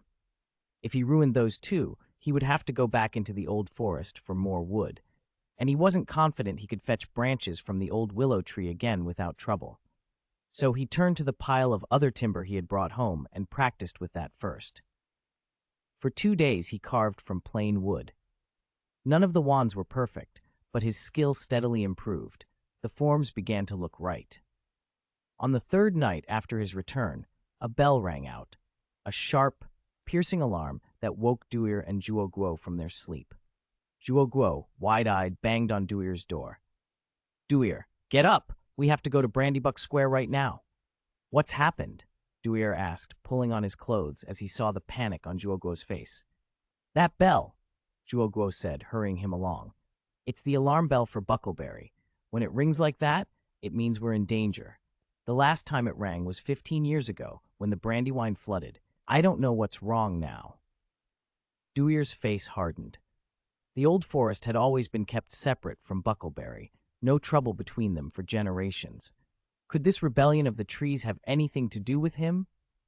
With a knot of worry in his chest, he followed Zhuo to the square. Brandybuck Square was packed. Duir stood out for his height among the hobbits gathered there. At the front, a line of militia waited, and on a rise overlooking the crowd stood members of the Brandybuck family, the rulers of the region. Their leader, Rory Brandybuck, raised a hand for silence and spoke in a grave voice. "People of Buckleberry," Rory announced, "we are in danger. The trees of the old forest have risen. The horns are pulling themselves up by their roots and trying to cross the high hedge to invade our lands. We cannot allow them to get through." A murmur rose into a frightened clamor. "Therefore," he went on, "I ask every able-bodied hobbit, except the elderly and the children, to join me in driving them back." Hobbits around the square grabbed axes, sickles, hoes, anything they could use, and flocked toward the high hedge. Zhuo hefted an axe, face tight with concern, and leaned close to Duir. "Duir," he said in a low voice, "this is our home to defend. You're not a hobbit. You don't have to join this fight." Duir felt a stab of guilt at Zhuo's concern. He shook his head. "Every hand helps. I won't stand aside while you defend Buckleberry. And I'm a wizard. Perhaps I can do some good." Together, they hurried to the high hedge. What they found there was chaos. From the shadowed edge of the old forest, countless horns, tree-like creatures animated and terrible, had uprooted themselves and pressed against the hedge. They hammered at the living barrier with thick trunks and root-muscled limbs, tearing at the hedge's foundations. For a time, the high hedge held. Hobbits aimed flaming arrows and sent them slamming into the horns, while Rory Brandybuck directed men to load catapults with barrels of oil and wine. The catapults arced the barrels over the hedge. When they fell, they were ignited, and the spilled fuel turned the ranks of attacking trees into blazing infernos. Some horns, soaked in oil and set alight, stood burning and let out low, mournful cries as their charred branches crackled. Duir could not help but admire Rory's quick thinking. It was clever, decisive, and yet, despite the flames and heavy losses, the horns kept coming. They crashed into the hedge with vast momentum and worked their roots into the soil, trying to pry the hedge out of the ground.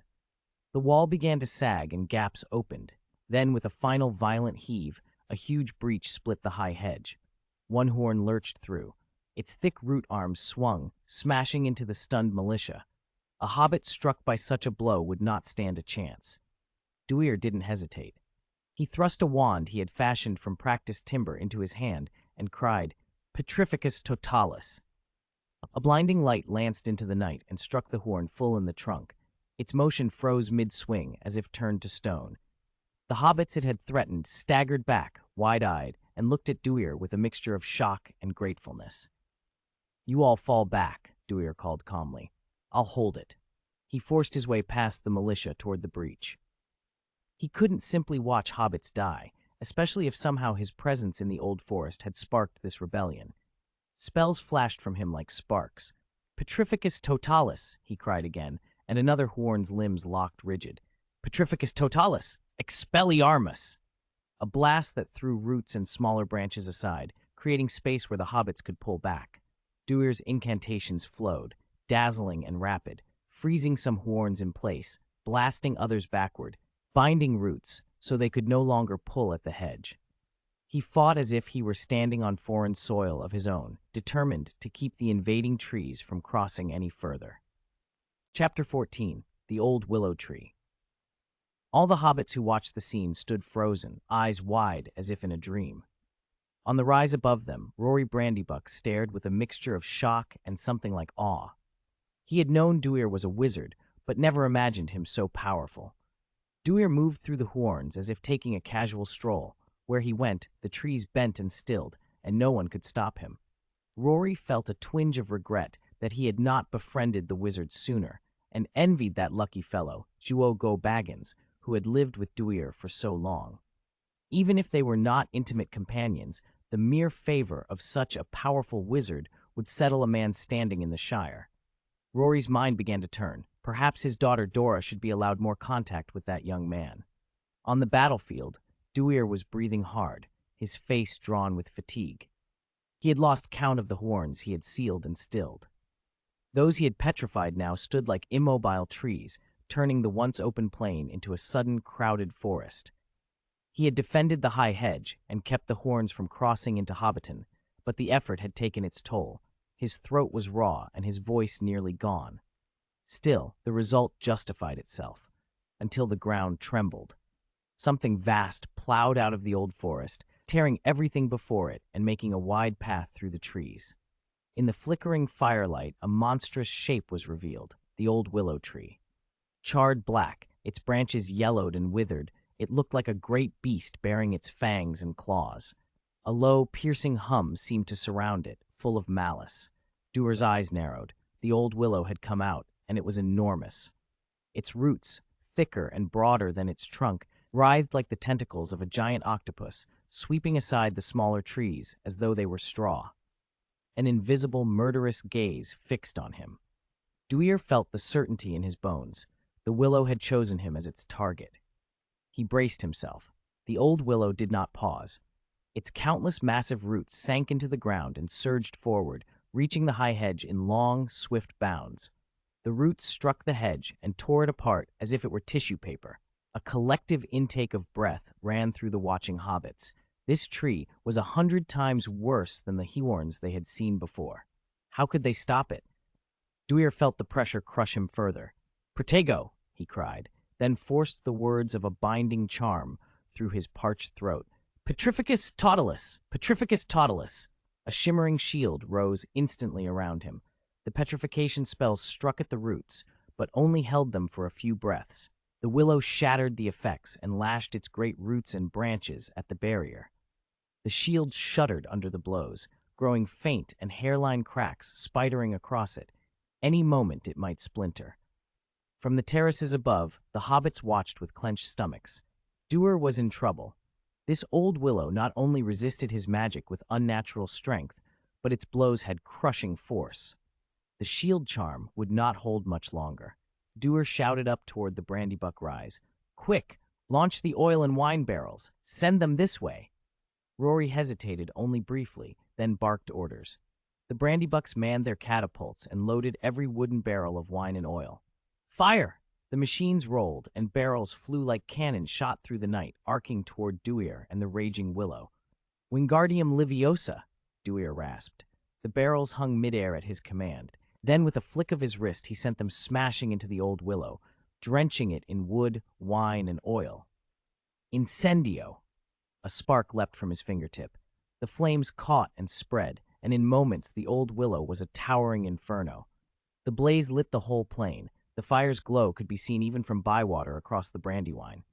The willow screamed, an agonized, dreadful sound, as its branches and roots thrashed, trying in vain to beat out the flames. Heat rolled out in waves, baking the grass and curling the leaves into black ribbons. Duir watched the burning tree with a face as hard as flint, every nerve on alert. He knew the deadliest danger was still to come, the willow's dying counterattack. The willow's bark cracked and blackened, its roots and limbs hissing and falling away under the flames. From a great fissure in its trunk came an eerie, sharp melody, a singing so strange and piercing it seemed to drown out every other sound in the world. It was not music, it was magic, filled with hatred and an intent to enslave. Duir clapped his hands over his ears, but the tones slipped past his fingers as if through water and invaded his mind. The note echoed in his skull, pushing at his thoughts. His consciousness began to blur, as if another will were finding a purchase in his mind. He slapped himself hard, trying to clear his head, but the effect was only slight. The melody seeped on. Gritting his teeth, he plunged his left hand into the very heart of the fire. Ah! The pain was immediate and white-hot, but it ripped his focus back. His mind snapped clear. He looked up, and horror filled him. Many of the hobbits on the slope had not been so fortunate. The willow's song had glazed their eyes. They moved as if in a trance, empty-faced, and began to stumble down toward the burning tree. Duir's heart dropped. If those hobbits reached the willow, they would be smashed by its thrashing roots or consumed by the flames. The old willow was not dying alone. It would drag the whole hill down with it. Chapter 15. The Strongest Strike. There was no time to hesitate. If Duir didn't stop the old willow tree's eerie melody, countless hobbits would be killed or injured, and he himself wouldn't survive it. He forced aside the exhaustion that weighed on both his body and mind, gritted his teeth, and charged straight at the old willow tree. Today it would be its death or his survival. Petrificus Totalis, a fire-making spell. Expelliarmus, a leg-locking curse. He threw everything he had at the tree, regardless of whether the spells were likely to work. A gust of wind stung his face, and before he could react, a thick root lashed out from the old willow tree and smashed into his back. The force sent him flying. He crashed down dozens of meters away. For a moment, Duir slipped toward unconsciousness. Vision darkened. Breath came in shallow gasps. Luck was on his side. He had a shield charm up and wore chainmail beneath his robes, so his injuries were not fatal. He forced himself to rise, though the pain in his back left him hunched and trembling. Adrenaline surged through him. Fear and hesitation evaporated, replaced by anger and ruthlessness. The magic inside him boiled. Expelliarmus! An unprecedented eruption of power burst from him, a blinding ribbon of red light that slammed into the old willow tree with a force like thunder. The tree cracked, then split clean in two with a sound like breaking wood. Its scream cut short, the thrashing stopped. The old willow lay broken on the ground, split into two silent halves, while flames already licking at its bark continued to burn. Duir collapsed, spent. The aftershock of the magical outpouring and the pain from the blow in his back left him too weak to stand. He could only wait for his strength to return. Around him, the hypnotized hobbits staggered back to themselves. Their faces still showed the pale traces of fear. They had been wide awake mentally, but their bodies had been forced like puppets toward the tree, toward certain death. Now, blinking and trembling, they looked at Duir with a flood of gratitude and awe. It was this one wizard who had turned the battle, who had felled the terrible old willow tree and driven off the horns, protecting their homeland. "Duir, Wizard Duir, he's our hero," one hobbit cried, and others joined in. Cheers rose up as the hobbits celebrated their salvation. Duir drew in ragged breaths and tested his left hand. It throbbed, severely burned, but not beyond help. He fished a small packet from his pocket, the Baishan elixir he'd made earlier. Wincing through the pain, he applied the salve to the burn. The wound knit and smoothed in real time. Within minutes, his hand looked whole again, perhaps even fairer than before. Encouraged, he popped the rest of the elixir into his mouth and swallowed. The taste made him gag. "No wonder wizards favor topical treatments," he muttered. The elixir was unbearably bitter, but it worked. His overused throat recovered, the ache in his back eased, and the exhaustion began to lift a little. He was still mentally drained. His magical reserves had been spent by that colossal outburst. He wouldn't be able to cast even a simple lumos for days, but his body was on the mend. Duir turned his attention back to the battlefield. The old willow lay broken, and he was surprised at the force he had just unleashed. The tree had been massive. 4 or 5 people could have needed to embrace it at once. Expelliarmus had always been a disarming charm, yet the surge of power that had flowed through him had split the tree in two. He couldn't help a wry thought. This spell truly lived up to its reputation. Power, however, had come at a cost. He was drained of magic and would be helpless for a while. "Duir, are you all right?" Juoguo Baggins, his good friend, had hurried to his side, worry etched on his face. Duir forced a shake of his head. I'm fine. The other side's in trouble. He pointed across the clearing. The horns, many of them doused earlier with oil and wine, were now burning. Each burning tree became a separate source of flame, and the fires spread quickly, turning the old forest near the clearing into a growing sea of smoke and heat.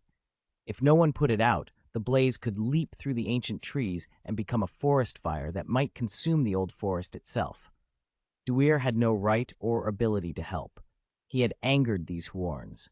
The forest considered him an enemy, and he wouldn't repay hostile beings by saving them. Besides, he was utterly spent and knew no spells to quench such an inferno. All he could do was hope for rain and leave the hobbits to decide for themselves. The hobbits, though kind-hearted, were not inclined to risk themselves for the enemy that had invaded their home. They watched the flames as long as the fire remained on the other side of the boundary. Some, like Rory Brandybuck, even harbored a private hope that once the old forest had burned, their family might claim more land. Rory stepped forward with his kin and bowed deeply before Duir.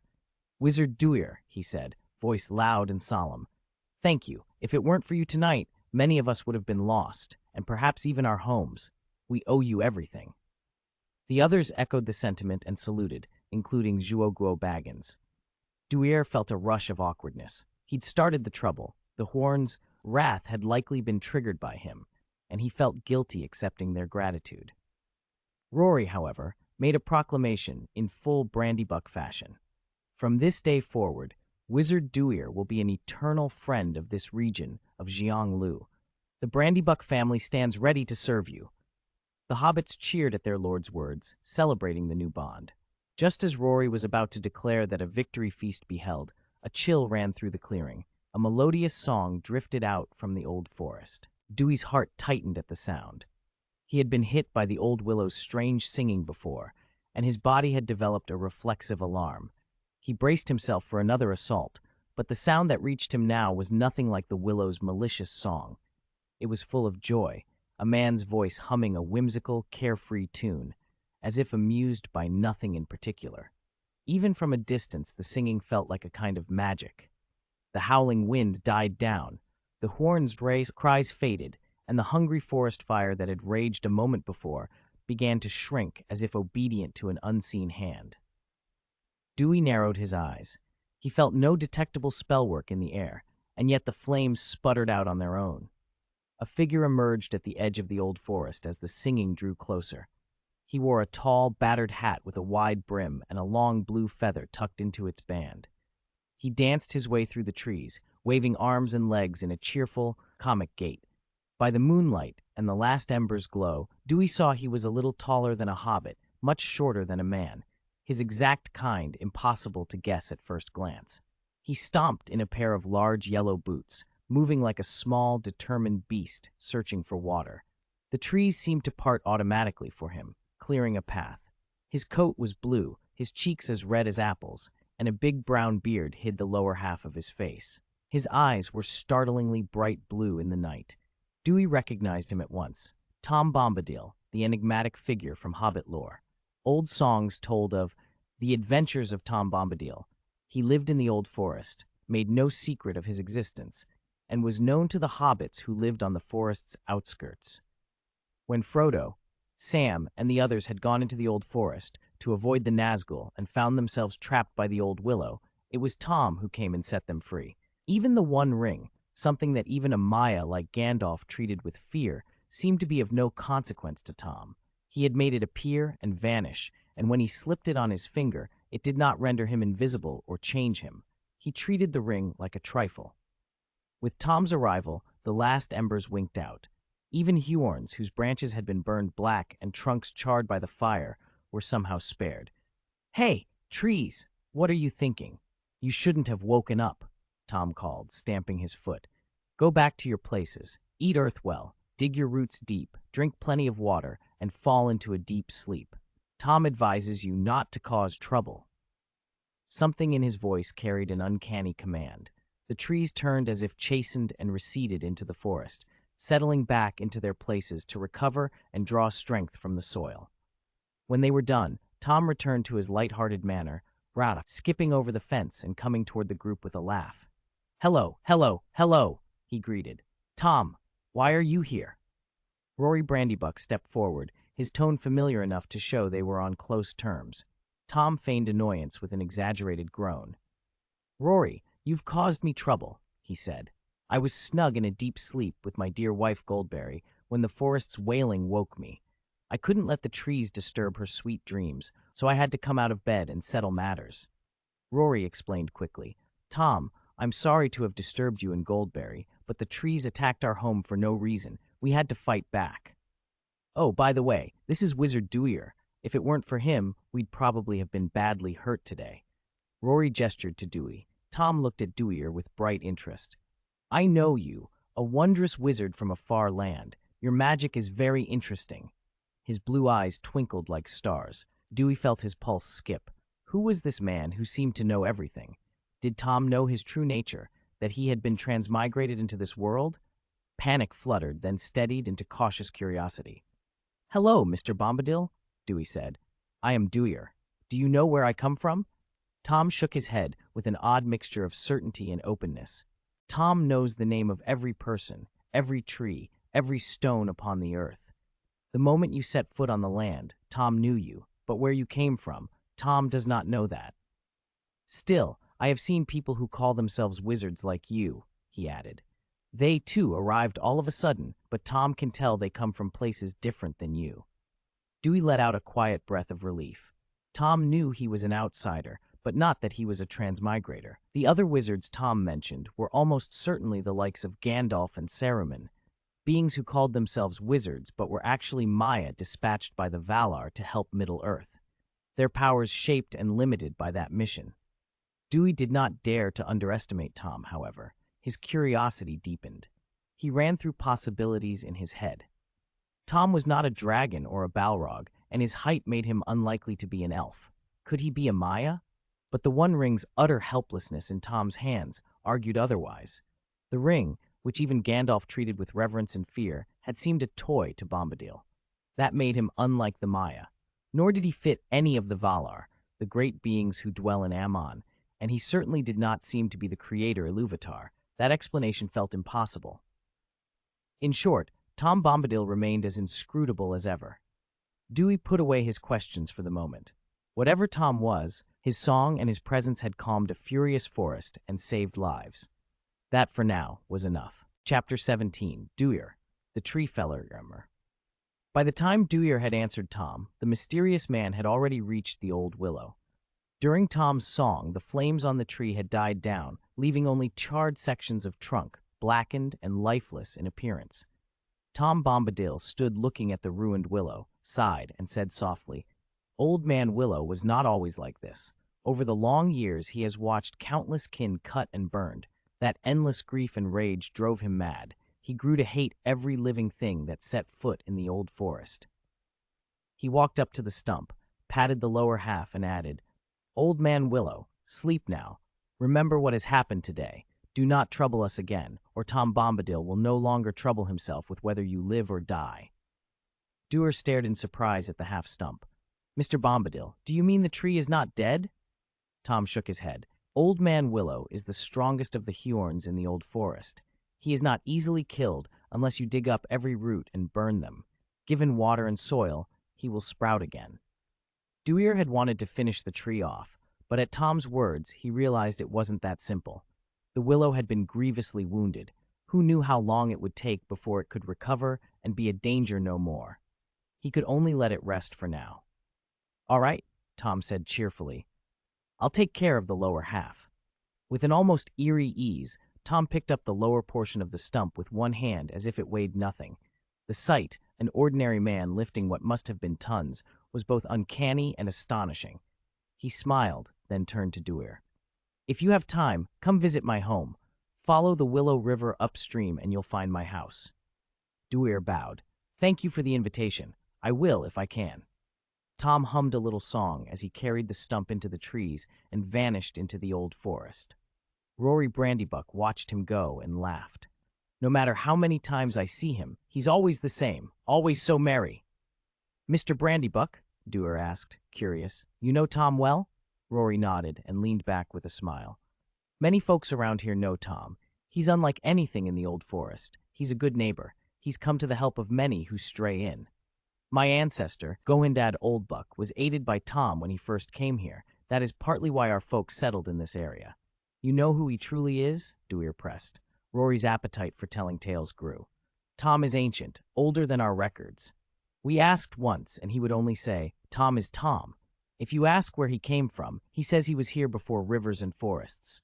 He remembers the first raindrop and the first acorn. He is master of trees, mountains, and streams. Duir felt his breath catch. If Tom remembered the first rain and first acorn, then he had been here at the world's beginning.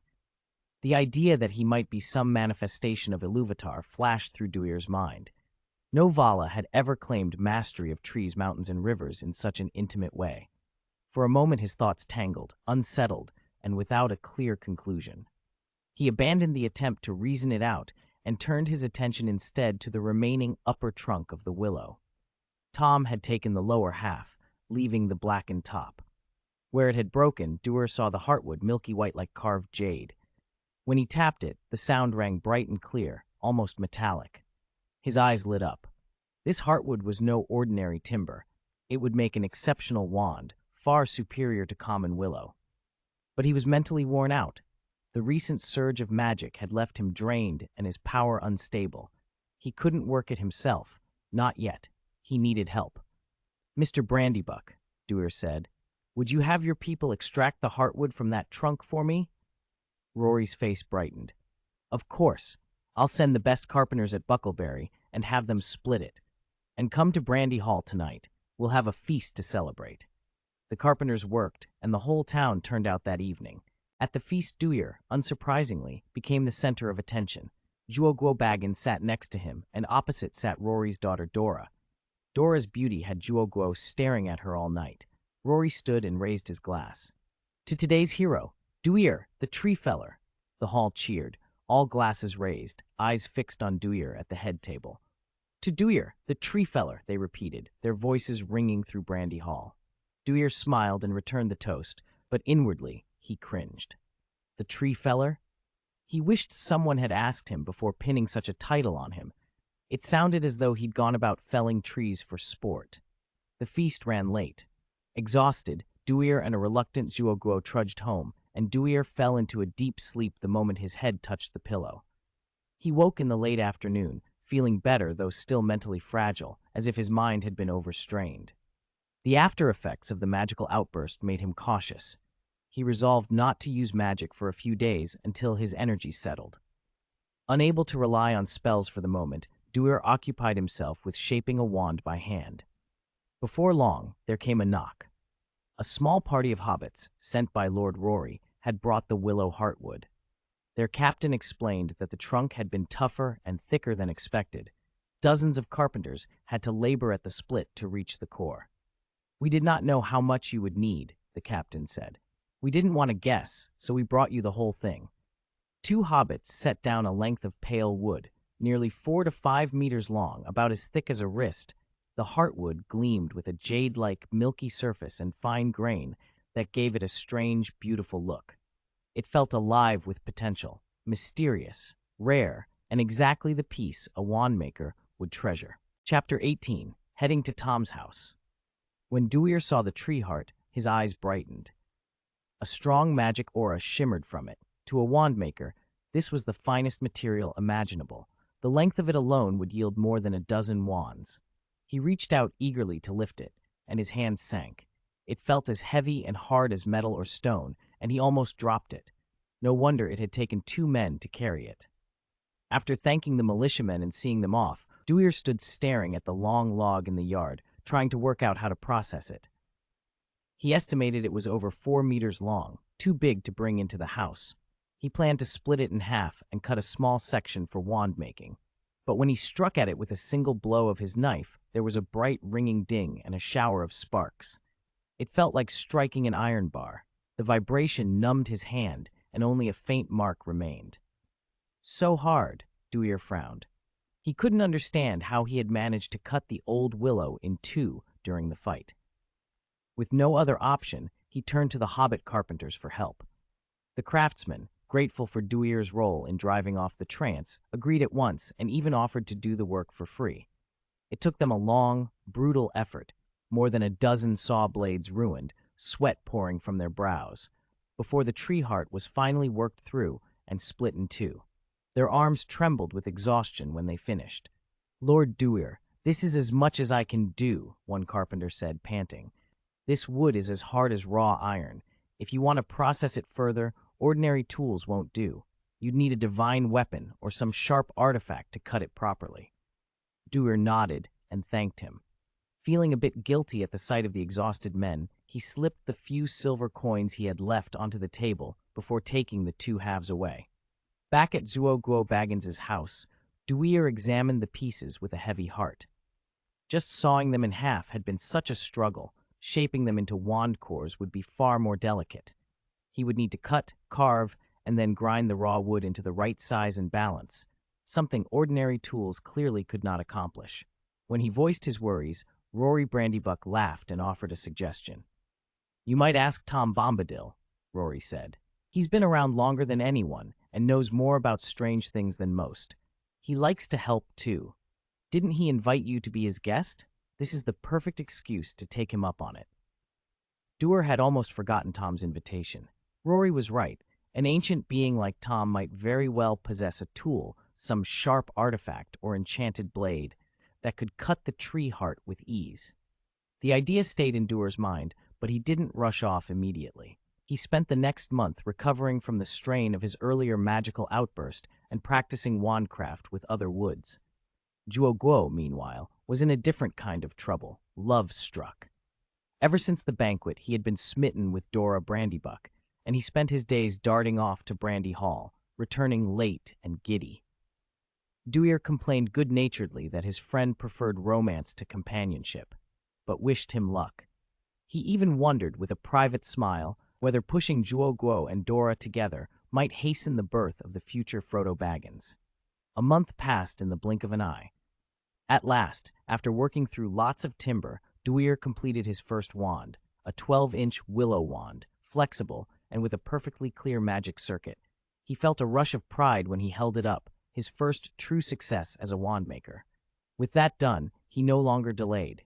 He told Zuoguo and Rory of his plan, loaded the two halves of the tree heart onto his pony, and rode south. At the confluence of the Willow River, he turned and followed the river upstream. As he rode through the valley where the old willow had stood, he saw it again from a distance. The great tree, still rooted by the water, showed no sign of upheaval. Only scorched bark and the truncated lower trunk remained, the only evidence of the violent spell that had been cast. A few new green leaves had sprouted, but the willow seemed deep in sleep and took no notice of Duir. He pushed on, and after another hour a small riverside path appeared. He knew he was close.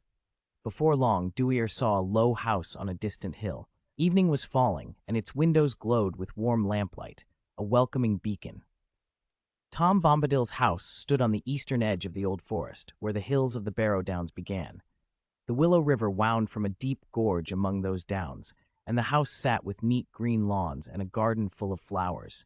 A pebble path led straight to the door. Duir dismounted, and as he approached, saw Tom standing outside, as if he had been waiting. "Welcome, Duir Wizard, come in quick. My lovely Goldberry has made the dinner and is waiting for you," Tom cried, rushing forward with a broad grin and embracing him. Duir was a little surprised.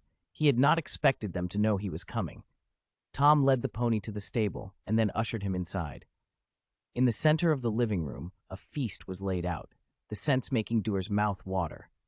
Facing the doorway sat a woman with abundant golden hair that fell to her shoulders. She wore an emerald green dress, threaded with shimmering silver like drops of dew, and a golden belt at her waist. At her feet were several clay pots, each holding a floating water lily. Duir took in the warm scene, wondering how many strange and helpful things Tom and Goldberry might have to offer about the unyielding tree heart. Chapter 19. Goldberry, Daughter of the River. "Welcome, my good guest." The woman rose from her chair, stepping lightly over the pottery basins at her feet, and came toward him with a bright, welcoming smile. I am Goldberry, daughter of the river. Old Tom told me a young wizard had come into the forest. We haven't had visitors in a long time. You must be starving. Come, eat something. At your service, Lady Goldberry. I am Duir, the wizard. Duir inclined his head politely, though his expression was grave. Tom Bombadil's nature remained a mystery to him, and the woman before him, with her almost elf-like grace, was no less enigmatic. In the songs of the Xionglu region, Goldberry was sung of as the river woman's daughter, a kind of water spirit. It was told that once, when Tom wandered by the Willow River, she had towed him into the water by his beard. After that, Tom is said to have fallen in love and soon married her, settling in a small cottage by the river. Whether the songs were literal truth or fanciful lore, Duir could see there was some intimate bond between Goldberry and the waters. Seeing his solemn demeanor, Goldberry paused a moment and then smiled all the more brightly. Such a gentleman. Make yourself at home. This is Tom Bombadil's house. All friendly guests are welcome. She led him to the table just as Tom came in, bubbling with pride as he formally introduced his wife. Ah, you two have met already, but I must properly introduce you. This is my wife, Goldberry, my joy, my heart's delight. I cannot imagine how dull the world would be without her. Goldberry, sitting close to Tom, looked at him with a softness that banished any doubt. Taking his hand, she answered, "Oh, Tom, I love you so. I could not bear to be without you." They spoke as if the rest of the world did not exist. Duir put down the roasted sausage in his hand, feeling both full and oddly superfluous. The couple, however, had not forgotten their guest. They ladled out food and hospitality until Duir could not eat another bite. Only then did they at last pause. After the meal came conversation. Tom was like a cheerful child, carefree, bright, and endlessly talkative, telling in a lilting, song-like way of every tree and flower and leaf he had seen. Under his words, the world seemed to swell with color and life. Goldberry listened with a soft attentiveness, her eyes fixed on him, smiling as if each tale were the most wondrous thing she had ever heard. Duir found himself drawn in as well. As Tom spoke, images bloomed in his mind. The slow growth of a sapling, the opening of a blossom, the fall of a single leaf.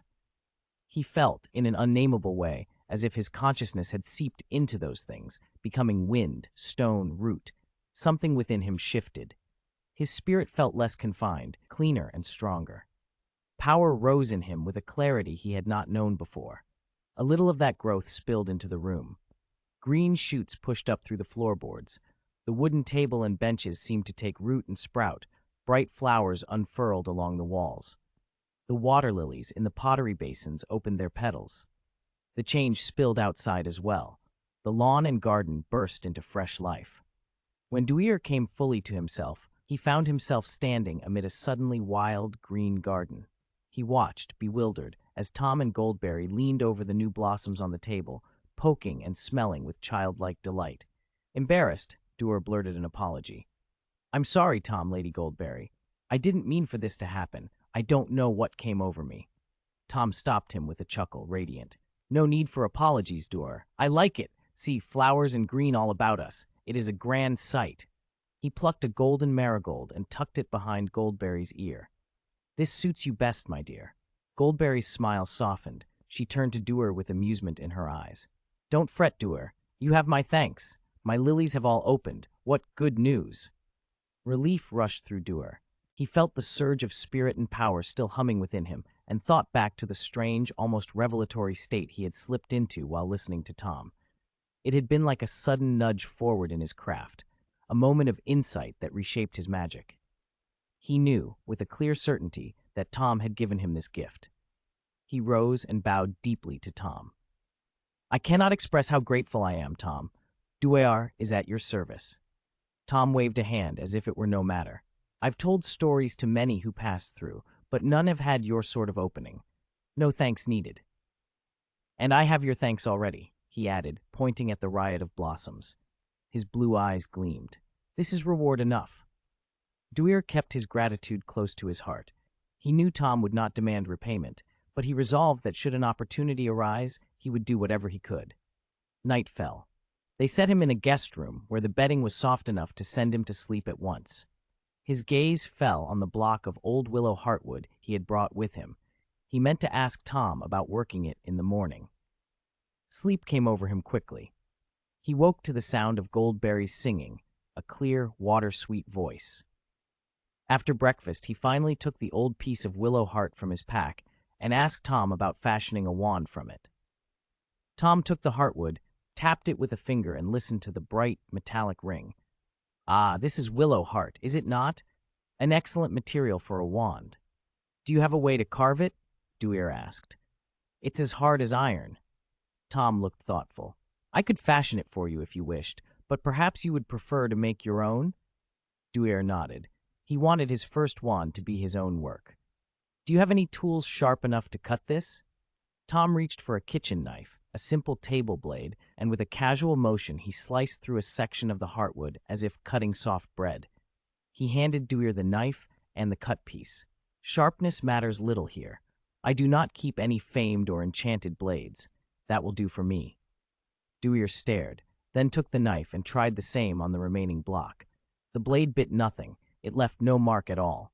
The heartwood was still as hard as before. He tried again in disbelief, but it was clear the ordinary knife could not cut it. Whatever Tom had done was not the work of the steel. A little disappointed, Duir asked what other options there were. Tom smiled and nodded toward the low rise behind the cottage. "There is a place that holds weapons that might cut willow heart. The Barrow Downs lie there. Many Númenóreans were buried in those mounds ages ago, and the arms and armor they kept were of a craft that can cut iron as if it were soft mud. For a human blade, they are like divine weapons. They might serve your purpose." Duir's hope rose immediately. Tom's face grew serious, however. "But the Barrow Downs have fallen under a dark influence. Barrow wights haunt them now. It is dangerous. I would not advise you to go."